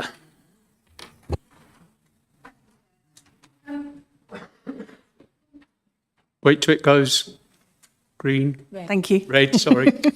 Red. It's unlike me not to speak. So, yeah, exactly what Councillor Round just said. Budget amendments are very usual, and I want to sort of stress to everybody in the chamber, particularly those to the left, to the right of me, it's not disrespectful. We're not being disrespectful to this budget. We're not being disrespectful to the members who are supporting the budget. We're not being disrespectful, certainly not to the officers who have put so much time into the budget. In fact, what we're doing is we're saying we like the budget, we support the budget. This is not a wrecking amendment. This is not a political opportunist. This is us saying there's a set of measures that we think we'd like to make to this budget, which we believe would make it stronger. We believe it would improve the impact of the budget for those people that we all represent. And Councillor Waterman, when you accuse us of politicking, it upsets me every single time. If we don't agree with you, you can't always say that we're politicking. It doesn't work like that. We're allowed to disagree with each other. Our residents, our electors, they elect us to represent them and to represent their views, and we won't all agree all of the time, and that's healthy and that's democracy. But we are all elected to listen. We are all listening, and people are struggling. Businesses are closing. I see it every day with my business head on. I see customers of ours closing every single day. The average employee will cost the average employer an extra £600 this year as a result of the recent, or what will soon take place in April. So people are struggling, and nobody doubts the pro-growth agenda of this council. We're very, very, very, very proud of it. It's been a pro-growth agenda. We've been very strong on that for years now. We're very proud that we're a pro-growth council. So I think what I'm trying to say is that there are some old heads on this side of the room, and sometimes we feel a bit sidelined, and that makes me very, very sad, because actually if we all do work collaboratively and work together to find the solutions, we will find better solutions. All this is us suggesting some slight tweaks to the budget, which overall we believe is a very strong, very good budget, to try and get us all in a position where we're supporting our residents and supporting those who need it. And you know, collaboration, working together is exactly why I went into local politics. If every time anybody wants to raise an opposing point of view in this council, you get told that it's just politicking and it gets just, you know, brushed off, it's disrespectful. It's disrespectful to those who elect us, and it's not collaboration at all. It's actually a dictatorship at that point. Councillor Taylor. Thank you. I'm just going to quickly talk about some volumes of transactions here. And I had to really quickly go back through the figures that have always been presented by the officers. In January, our year-on-year was up 2.1 in Bury. I apologise, I've got no figures here at hand at this moment for December for any of the car parks. However, November was nearly 16% up year-on-year. the October 17% up, and the September, and then August, 11.6%. Nearly all of our towns are showing year-on-year growth. So when we came to the idea of the figures for the budget, we looked at this very, very closely. And I would also say one other thing. Everyone's talked about Ely. Great, doing very well. But I believe now that Thetford, that has not charged, but it's never been seen as thriving, or recently, from my knowledge, I'm now advised that they are bringing in charges. So I've gone by a few facts here, and it has concerned me quite a lot. I'm not saying that volume is the be-all and end-all, but if people are coming to our towns, why are they coming? And maybe, you know, we have to, as Councillor Smith said, let's try and do some of the other stuff that supports our towns, rather than just going, it's all down to car parking. So that's my point. Thank you. Thank you. Councillor Mildmay White. Thank you, Chairman. I don't know, Councillor Waterman was talking about Ringo and saying he doesn't like to pay for other people using Ringo, but actually this council has been promoting Ringo. And if he actually spent time in our car parks, he would find that some of us have to use Ringo because quite often the actual machines are broken.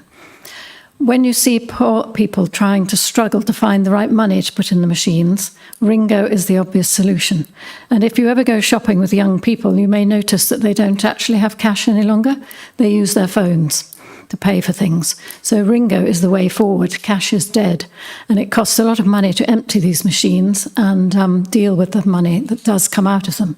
So to say that he doesn't support Ringo is a backward step, because everybody has to use these parking apps now.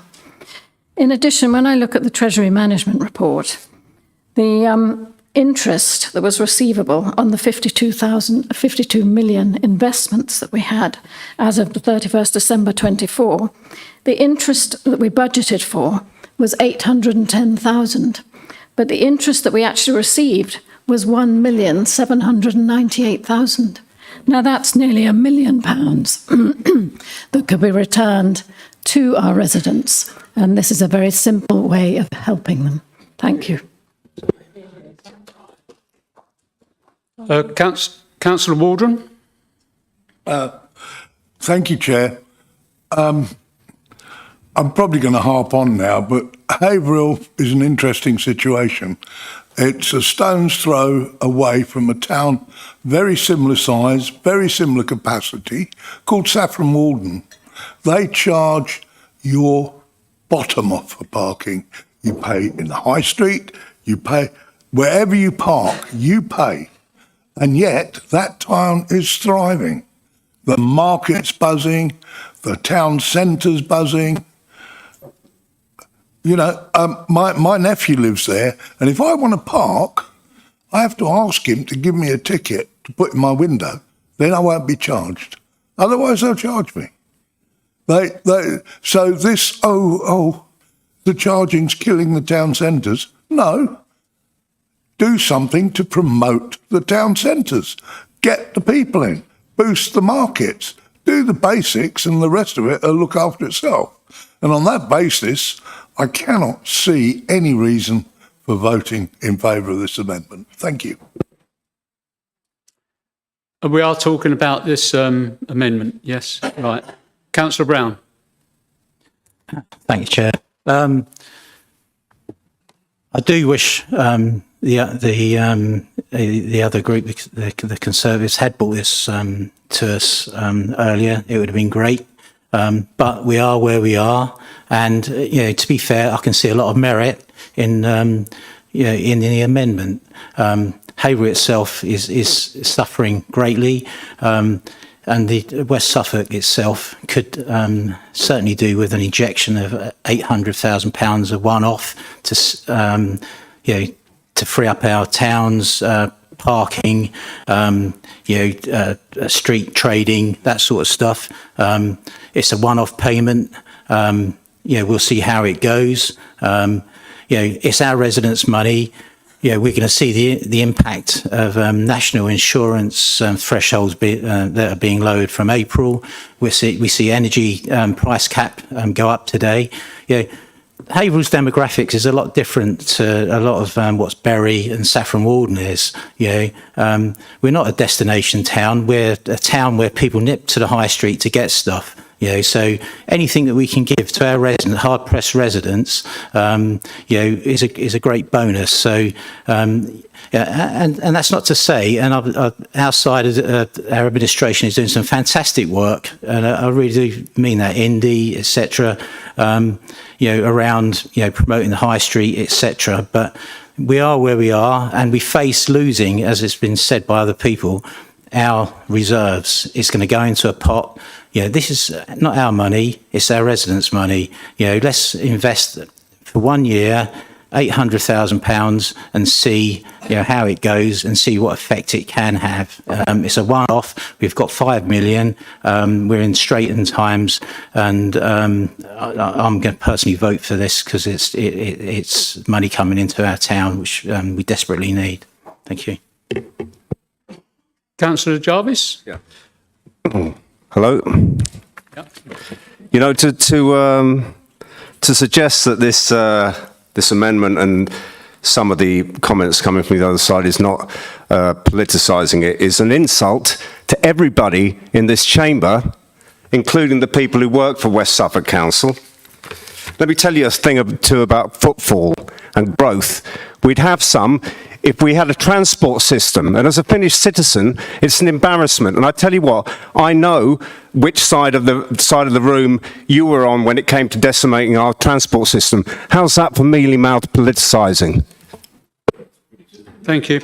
Councillor Marks again, please. Councillor Marks again. Thank you. Thank you, Chair. Councillor Taylor, I'd like to challenge. I found your comments rather interesting, that you want to penalise people because more people are going to our towns, and right. I find that disingenuous.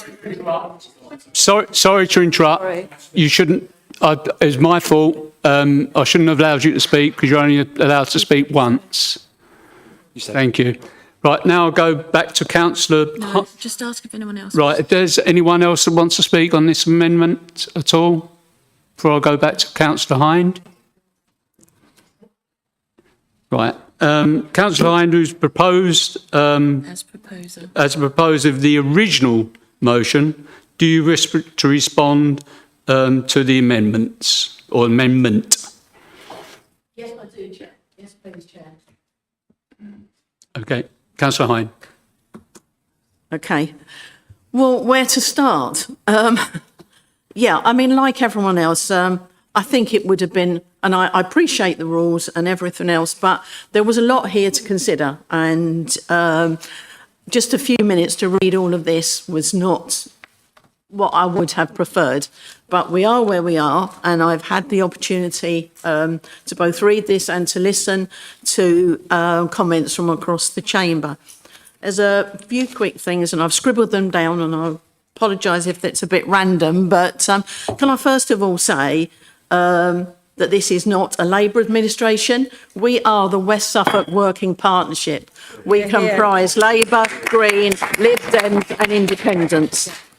And I'm proud to be part of this administration.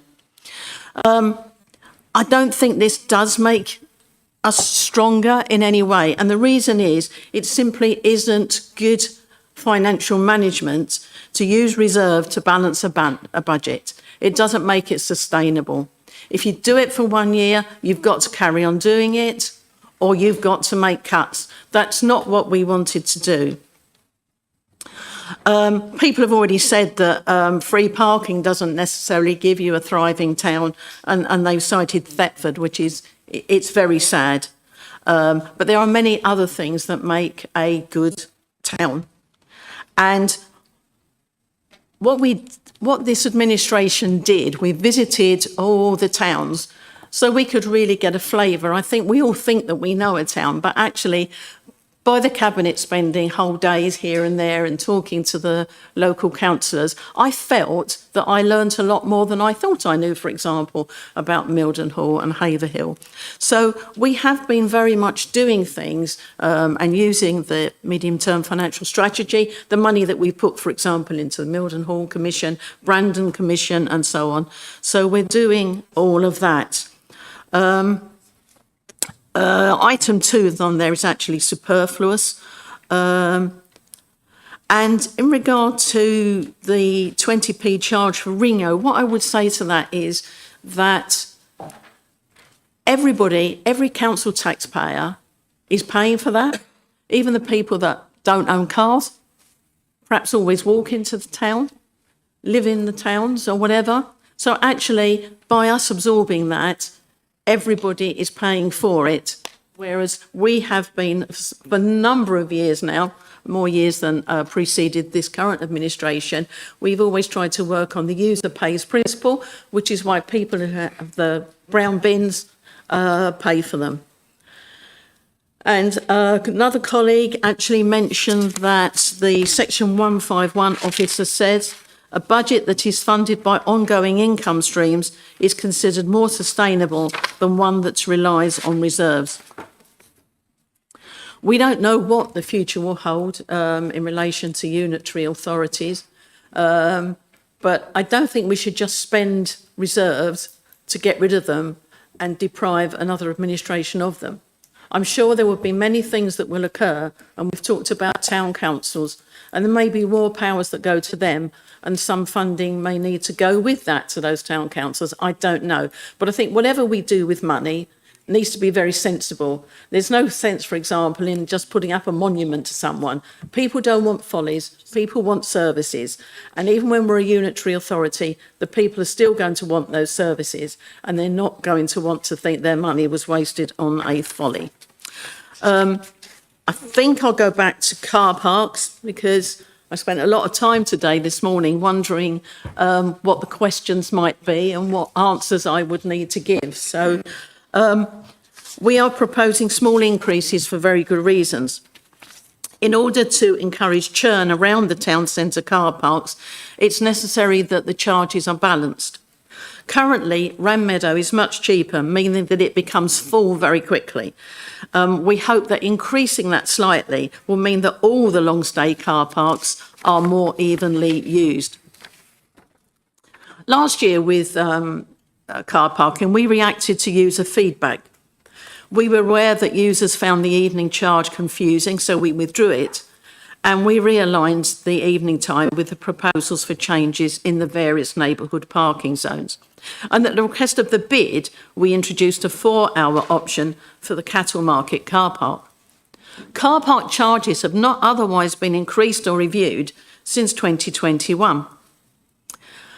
When we came to giving careful consideration to the charges to confine any change in the Bury town centre, we did so to leave our other car parks in other towns unaltered or free. And we looked at as well, we looked at the season ticket discounts. And I was very clear right from the start, I didn't want to change the discounts, because if we'd have changed the discount, that would have been putting a burden on workers who park. And they park because they need to, not just because they're visiting. So we maintained that discount. We maintain our car parks using the income generated. For example, resurface the car parks. We replace ticket machines. And in terms of a budget, what I would say also is this. Over the 14 years since I became a councillor, local government has had to generate more of its own income, as austerity measures from national government mean that revenue grants were reduced. Over the last 14 years, government grants have reduced by 50%. The only other solution is to cut services. And we weren't prepared to do that, because we know that residents want the grass cut, bins emptied and rubbish disposed of, etc. So I don't know if this is the right thing to say now, but having given it careful consideration, I can't accept these revisions to the budget. And for all the reasons that I've just said, I would propose that members vote for the original substantive budget. And just in case I need to say this, I reserve my right to speak again if we come back to it. Or am I finished now for the evening? Teresa. It all depends on the outcome of the vote. Well, I want to reserve my right to speak again at any point during the evening. It all depends on the outcome of the vote. If the vote is carried, then that will become the substantive motion and the debate may continue, but people who have already spoken on the amendment may not speak again. If the vote is not carried, we go back to the substantive motion and people can continue to debate, and anyone who's spoken on the amendment may also speak once on the substantive, and then you would come back at the end of that. Okay? Thank you, Teresa. Right, I will now take the vote on the amendment, which is required by law, will be recorded. I invite the Monitor Officer to apply this procedure. Thank you, Chair. Because of the delay with the microphones, I'm proposing that I ask you not to use them and to just clearly speak when I call your name to say whether you are for, against or abstaining from the motion, the amendment. Councillors Peter Armitage. Against. John Augustine. Mick Bradshaw. Against. Sarah Broughton. Tony Brown. Carol Bull. Mike Chester. Nick Clark. Dawn Dicker. Roger Dicker. Against. Andy Drummond. Paul Furman. Susan Glossop. Luke Halpin. Against. Pat Hanlon. Against. Donna Higgins. Against. Diane Hind. Against. Rachel Hood. Becky Hoffensberger. Ian Holder. Jan Jarvis. Against. Gerald Kelly. Against. Rowena Lindberg. Against. John London. Against. Aaron Lucarini. Victor Lukanik. Against. Charlie Lynch. Birgitta Major. Margaret Marks. Andrew Martin. Joe Mason. Sarah Mildmay White. Laura Jane Miller-Jones. Against. Richard O'Driscoll. Against. Sarah Pugh. Joanna Rayner. Karen Richardson. Richard Rout. Marion Rushbrook. Jules Savage. Against. Marilyn Sayer. Against. Ian Shipp. Against. Andrew Smith. David Smith. Against. Liz Smith. Andrew Speed. Sarah Stamp. David Taylor. Against. Jim Thorndike. Against. Julia Wakelam.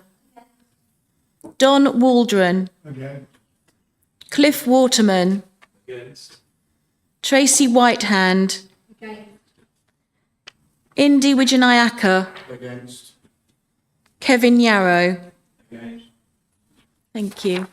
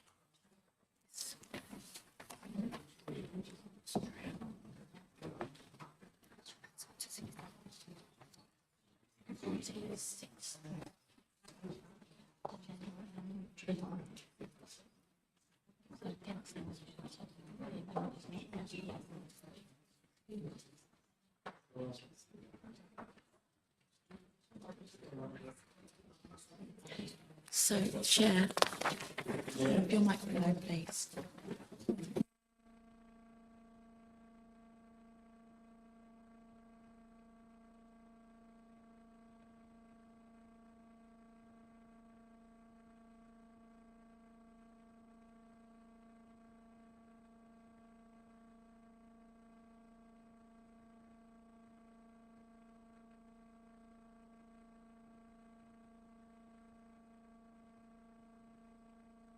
Hello, councillors. Councillors. Councillors, please. I would like to read the results. For the amendment 26, against the amendment 29. 0. And abstentions is 0. The amendment is not carried. Thank you. As the amendment has failed, we will now go back to the debate of the original motion. Members that have already spoken on this cannot speak again. Who wishes to speak? Right, I've got two people who'd like to speak at the moment. Councillor Higgins first. Sorry, you've got a point of order, Chair. Okay, I'll hold a minute because there's a point of order. Can I ask you what your point of order is, please? Thank you, Chair. I thought we were on the substantive motion now, where everybody can now speak. Only if they haven't spoken on the if they can all speak unless they've already spoken on the substantive motion. Did you But nobody has. say it again? No. Nobody has. Okay. It wasn't clear. Okay, thank you. Right, can you say that again Yes. on the mic? On? Yeah, I've got it. Right, you're right, yeah? You understand, right, okay. Right, Councillor Higgins, can we stop talking, please, because the mics will be heard from the people at home. Right, Councillor Higgins. I would like to thank Councillor Hind for her work on this budget. I would also like to thank Rachel Mann, who has given the Cabinet excellent advice. And the result of that is that we have a budget here that will help those most in need. And while at the same time, it is supporting people to help themselves. Importantly, it retains our investment in grassroots and community organisations and the vital work they are carrying out. I'm really pleased that despite the challenges we face, we've been able to make investments that have given return. We've been able to have a revenue which supports the kind of expenditure that will reinvigorate our Thriving Communities strategy and our family and communities way of working. This means that we're continuing to play our part with partners in working in a holistic and preventative way to help those who are facing hardship. These proposals include almost £650,000 funding for Thriving Communities grants and the locality funding targeted at providing support for communities and groups and their projects. Notably, the Thriving Communities Fund, and I thank also John London for making his thanks to the cross-working party there. That truly is non-political, and we work very, very well together in actually helping to spread that money throughout the community. Also, of course, the support that we give to Citizens Advice and the support that they are able to afford those who are struggling in one way or another, not always financially, but other kinds of struggles in life as well. And of course, enabling us to continue to help councillors champion their communities by funding their own tailor-made initiatives to meet local needs. This provides certainty for those groups at a time when funding is anything but certain. It makes sure that local remains local in government by backing the initiatives that are designed to make a difference to local communities. This is a budget that directly supports community, helping those in need, but also creating a kinder place, which is the one we all deserve to live in. Thank you. Thank you very much. Councillor Rico. Thank you, Mr. Chair. This is the second budget the West Suffolk Working Partnership has presented to full council. This budget, like the last, is robust, responsible and focused on residents. It gives us stability, growth and protects the most vulnerable, with just a £5 increase on last year, Mr. Chairman. I recommend approval and will vote in favour of the motion. Thank you, Mr. Chair. Thank you very much. Councillor Mason. Thank you, Chair. Needless to say, I'm disappointed that the amendment didn't get through. It was interesting that at the PASC, I did raise concerns about Ringo and the effect that that would have and the negative effects it would have. What have I learned about this council? Well, in in March, I was talking about the high streets. In July, there was £300,000 announced that was going to be spent. We've seen little or no improvement in the markets. Don't get me wrong, I think the monthly makers market is good, but that doesn't help the week-to-week daily trading of the high streets.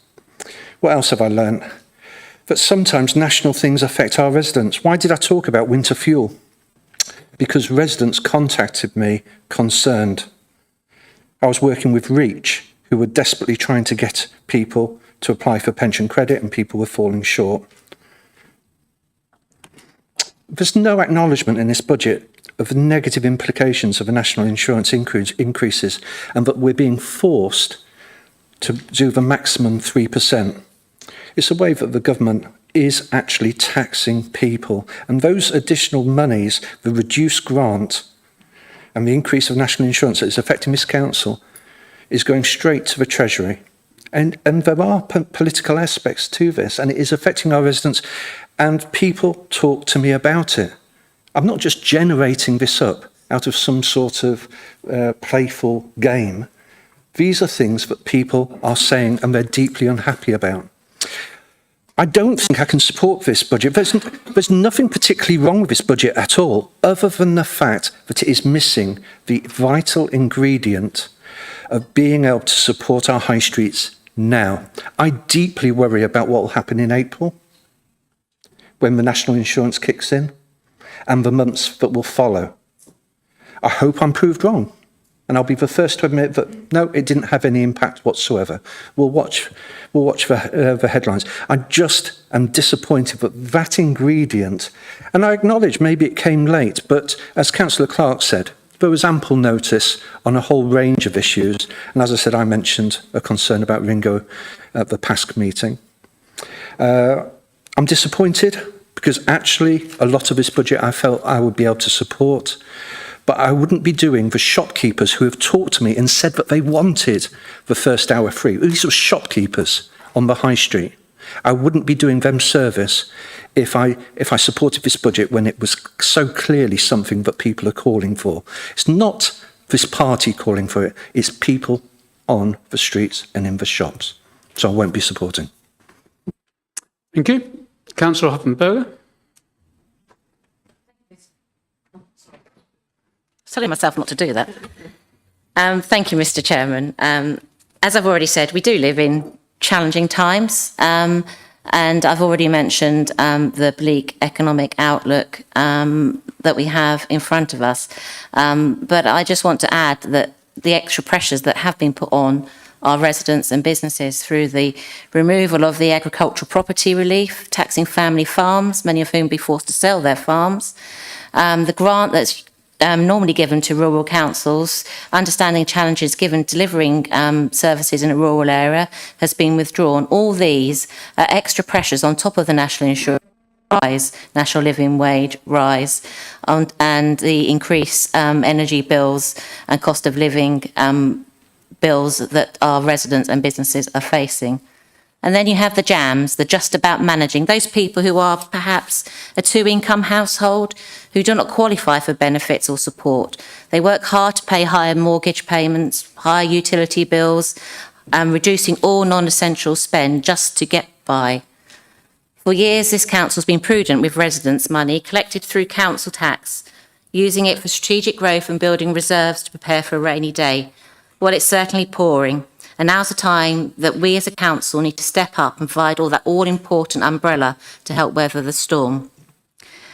What we don't want to do is add to those storms by increasing council tax, increasing car parking charges, increasing fees for streets and pavement licences. These increases could be the last straw for people and businesses, and I, for one, do not want to be responsible for that. Mr Chairman, it's unfortunate that our amendment failed, as did our attempt to prevent piling on these additional pressures to our residents and businesses. We can no longer say to our residents and businesses, we hear you and we understand your struggles. We do not want to add to your burdens, which is why, unfortunately, while I agree with the majority of this budget, I'm unable to support today's budget, because I do hear them and I do understand their struggles. Thank you. Councillor Rout. Thank you, Mr Chairman. That was short. Much to the relief of the opposition. I'll be very brief anyway, Mr Chairman. As Councillor Mason has said, it's really disappointing that our amendment didn't pass. But as Councillor Broughton said earlier, very, very eloquently, there is much to support in this budget. There is some great work there by our officers in bringing this to the table today, and I very much wish that I could support it. But as Councillor Mason has set out, there is a fundamental flaw in here, and it is the tax on our town centres and the tax on working people that the administration is imposing. And for that reason, I cannot support it. As I said earlier, the CEO of the Bury St Edmunds Business Improvement District was not politicking when he said that the administration is in danger of killing the golden goose that's Bury St Edmunds. That's a very real risk. And Councillor Mason said he hopes that we're not seeing the stark impact of this. But what's even more difficult to measure is the added benefit that could have been brought to our town centres. It's very hard to measure the footfall that could have been delivered, the benefit to businesses, to employees, to all of those people that invest in West Suffolk had we accepted this amendment today. It's deeply disappointing, and for that reason I won't be able to support the budget today. Thank you. Councillor London. Thank you very much, Chair. I'm going to support the budget, but I had one thing that I was hoping that I would see in it, which I haven't. If I missed it, I'm very sorry, and I'll be happy to have it pointed out to me. But we are obviously spending money to deal with shortfalls that are coming through from funding from the county council. We had several different things coming through our grants advisory, where an organisation would have traditionally received funds from the county council. They weren't. We're sort of stepping in for that shortfall. When I was working on the grounds maintenance review group, we also had a similar situation where we are cutting grass that would have traditionally, that grass would have been paid for by the county council, and we're stepping in. I'm not making a point about that. I just think that it would be interesting to have an aggregate number for just how much of what we are charging people to do is stuff that they may reasonably have expected a different body to have done. Councillor O'Driscoll.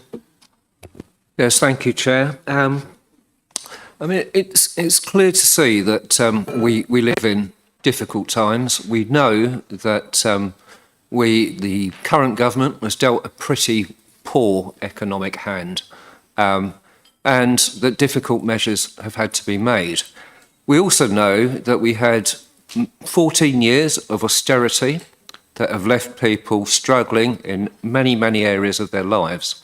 And we know that as we move forward in trying to resolve some of those difficulties, There will be challenges coming from central government. There's no doubt about that.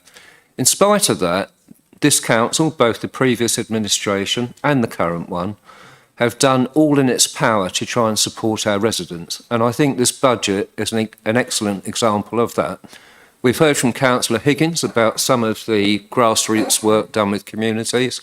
And as portfolio holder for housing, I'm delighted with the support I've had and with the money that we've been able to put into the budget to prevent homelessness, but also to try and give people a decent roof over their heads. So I would completely commend this budget. I think we will be doing the right thing for the residents of Bury St Edmunds. And I would like, probably I'm hoping in vain, but it would be nice to see some of our Conservative colleagues putting the party politics aside and actually supporting what's in this budget. Thank you. Thank you. Councillor Marks. Yes, thank you. I was elected by residents. I wasn't elected by a political party, and I will work for my residents. And I think anybody who lives in Haverhill will know that I am passionate about it. We have a very substantial reserve. We will go to unitary. We know this is going to happen. This government has made that determination. How that will be formed, we have yet to learn, but it will happen.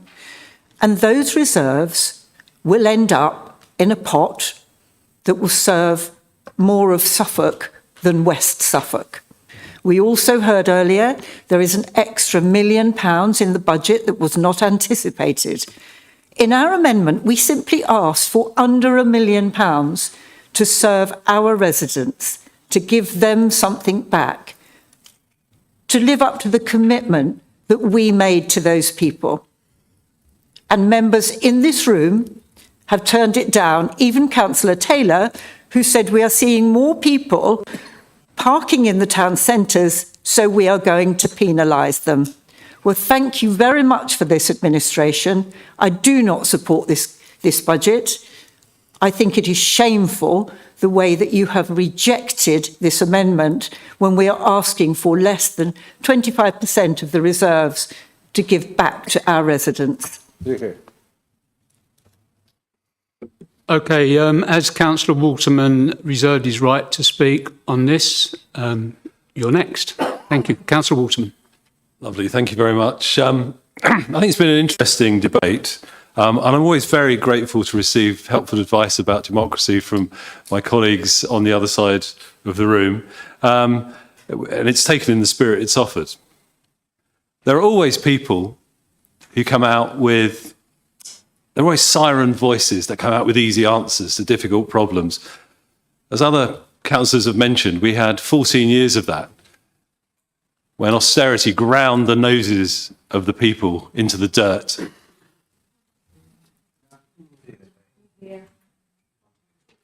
This problem has dogged this country for years, putting off making difficult decisions, dragging us down, seeing us fall down the international rankings.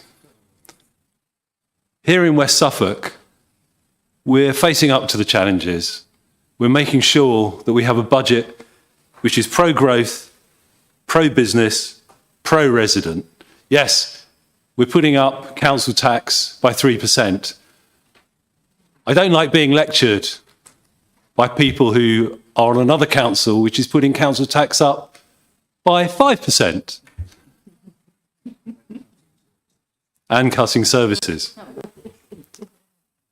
I'm really, really proud of the hard work that the members of the West Suffolk Working Partnership have put in to this budget and this administration.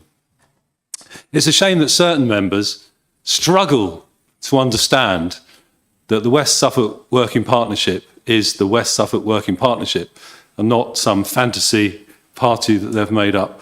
To those people who really do struggle with that, I just say to them, do you know what? It's what it says on the tin. We are the West Suffolk Working Partnership. We work day in and day out for West Suffolk. And I'm sorry that some people in this House do not share that passion to work with our residents and make West Suffolk the fabulous place it can be and is becoming under our leadership. And I hear certain voices heckling from the side there. And that's just what I expect from some of those people to my left. They don't like it when they lose. They're sore. They're bitter. They're twisted. But the fact is... Sorry, point of order. Can we not have personal attacks, please? Order, please. Can we... Councillor Waterman is speaking. Please. No, it's just... You didn't say it. Is it?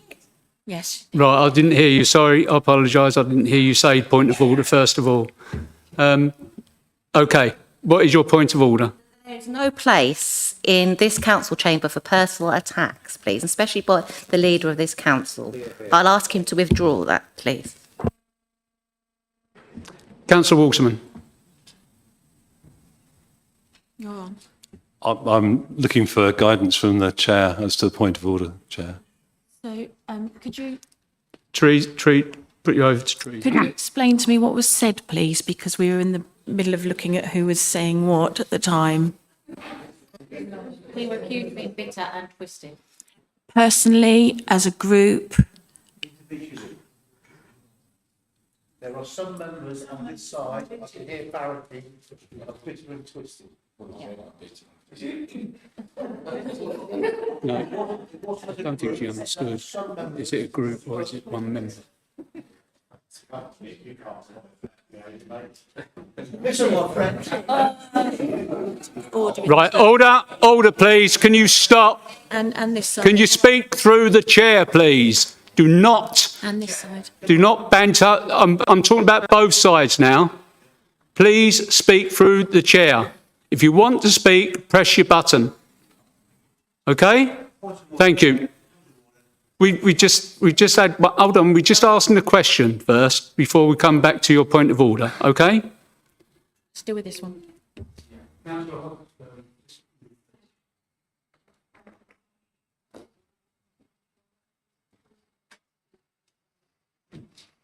Councillor Waterman, I asked you to withdraw that offence to other colleagues.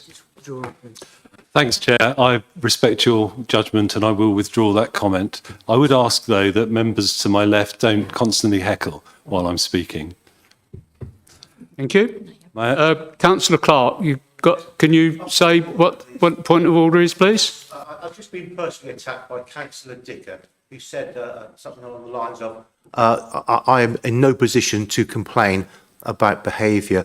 When that gentleman threatened to knock the block off Councillor, wherever he is, Andy Drummond here, and then proceeded to sit on the Standards Committee in charge of us.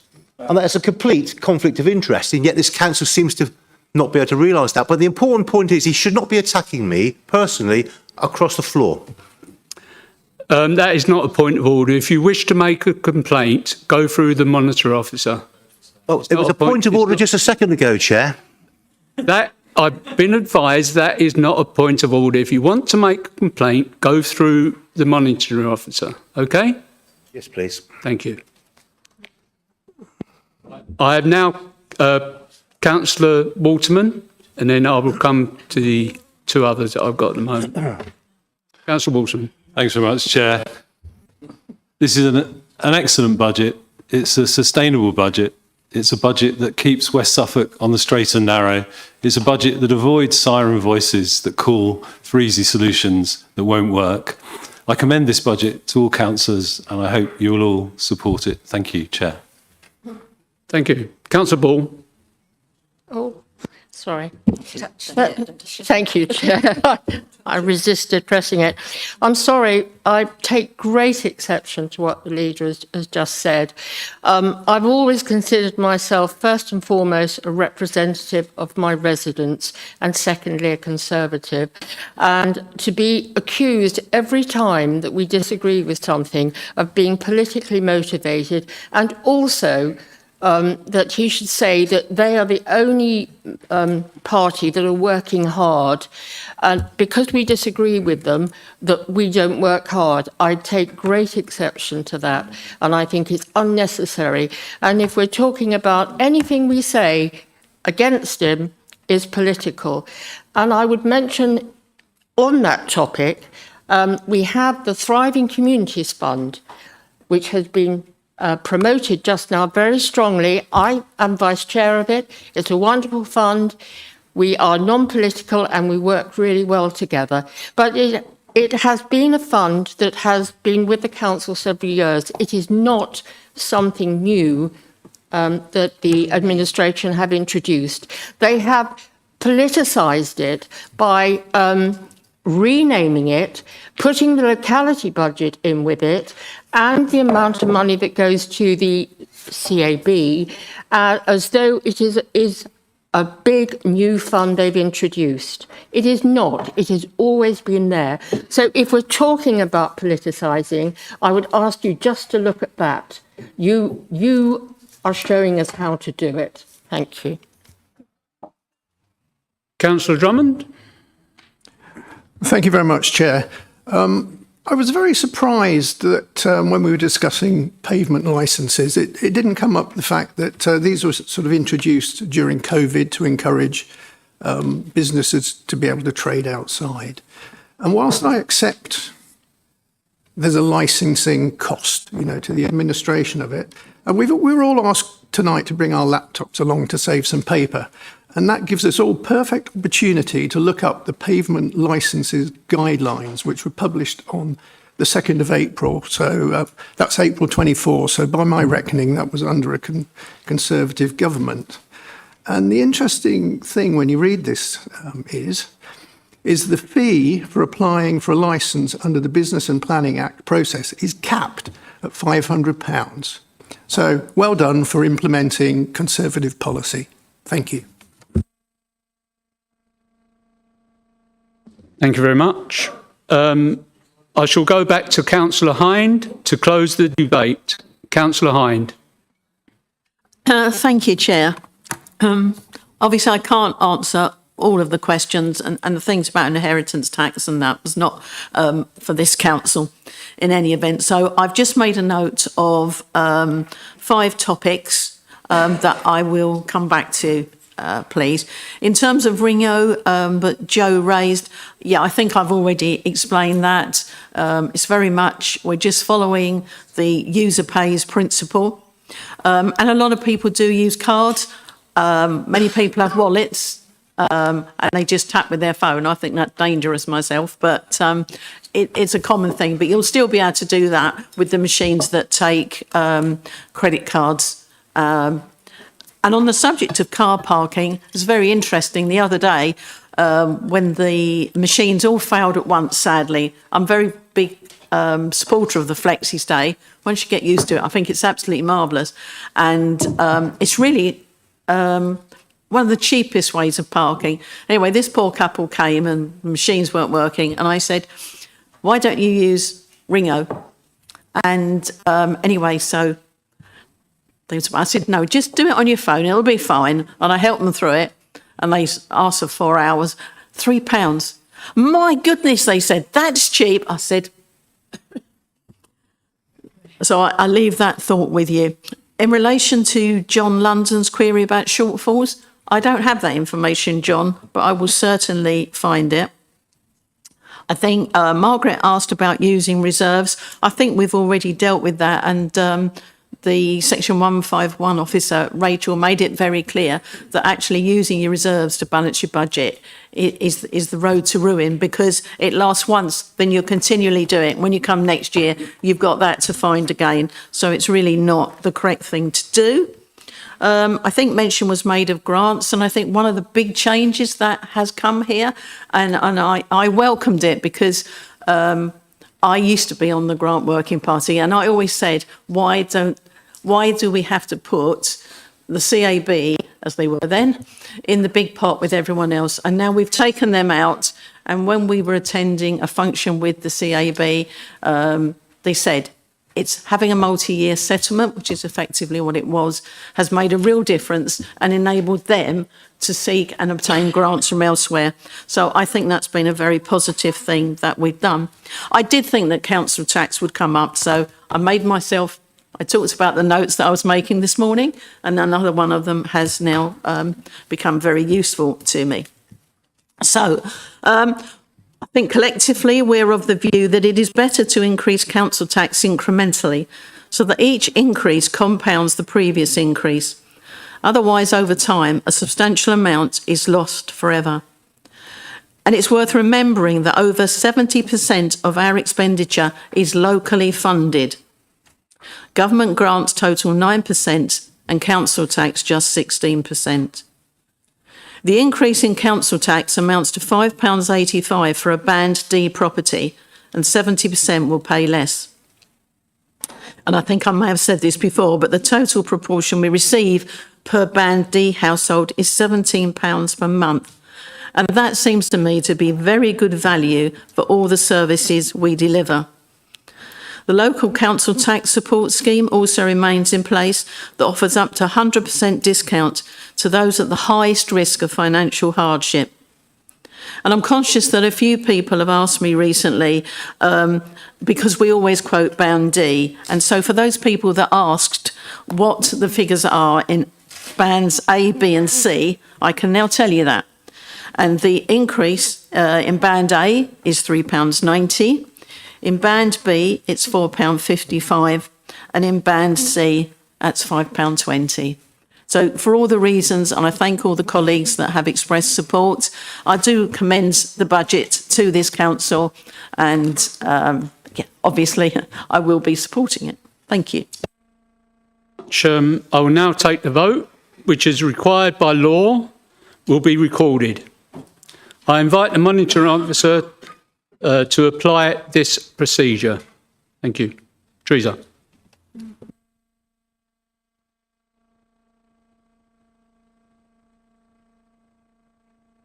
Please clearly say whether you are for, against or abstaining. I would call each of your names out in turn. Councillors Peter Armitage. For. Mick Bradshaw. For. Sarah Broughton. Yes. Tony Brown. For. Carol Bull. Mike Chester. Nick Clark. Dawn Dicker. Roger Dicker. For.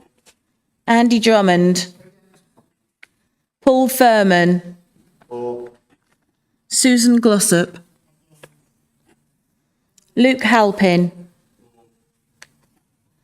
Pat Hanlon. For. Donna Higgins. For. Diane Hind. For. Rachel Hood. Becky Hoffensberger. Ian Holder. Jan Jarvis. Gerald Kelly. Rowena Lindberg. John London. Aaron Lucarini. Victor Lukanik. Charlie Lynch. Birgitta Major. Margaret Marks. Andrew Martin. Joe Mason. Sarah Mildmay White. Laura Jane Miller-Jones. Richard O'Driscoll. Joanna Rayner. Karen Richardson. Richard Rout. Marion Rushbrook. Jules Savage. Marilyn Sayer. Ian Shipp. Andrew Smith. David Smith. Liz Smith. Andrew Speed. Sarah Stamp. David Taylor. Jim Thorndike. Julia Wakelam. Don Waldron. Cliff Waterman. Tracy Whitehand.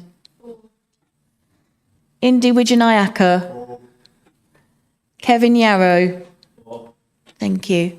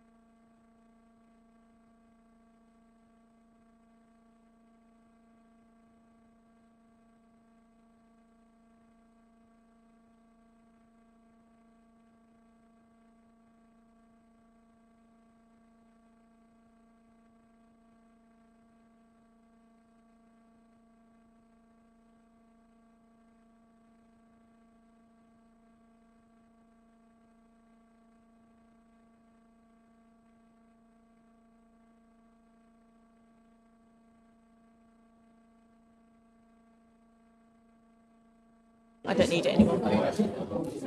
Thank you, members. Thank you. Thank you.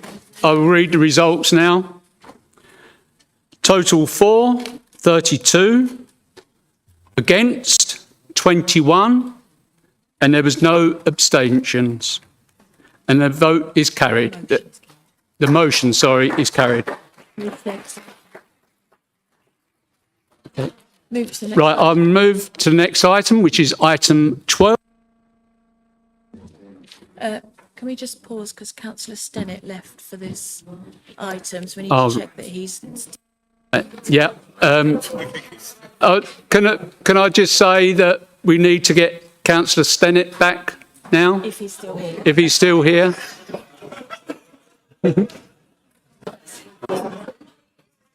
He's gone. Right, he's gone. Thank you very much. Item 12. Thank you. Thank you. Thank you, councillors. Item 12. Item 12 is a calendar of meetings 2025 to 2026. I call upon Councillor Kelly to introduce this item and move the motion. Thank you.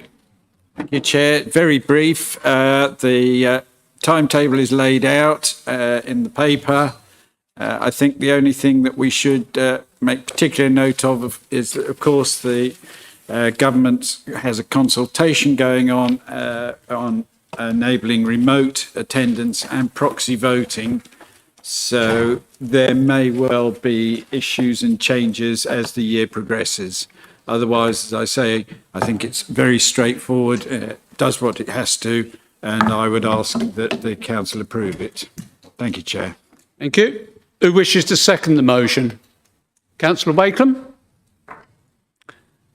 Who wishes to speak? Councillor London.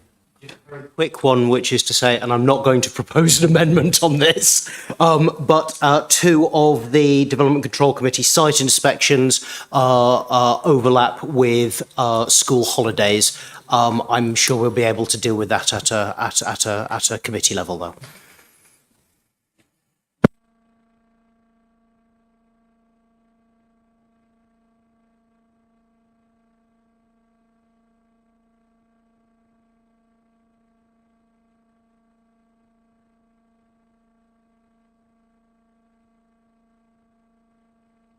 Sorry, I didn't put my... Yeah, I think the appropriate thing is to close the debate. Thank you, Chair. Okay, thank you very much. I will now take the vote.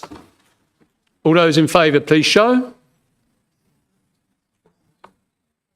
Thank you. Any against? Is there any against? No. Is there any abstentions? No. That's carried. Thank you very much. Right, quickly on to item 13. Any other urgent business? And I have no items of urgent business to consider on this occasion. Thank you. Item 14, which I now announce that business is concluded for this evening. I'd like to thank everyone because it's very late. And I invite members to leave the chamber via the east side, please. Thank you.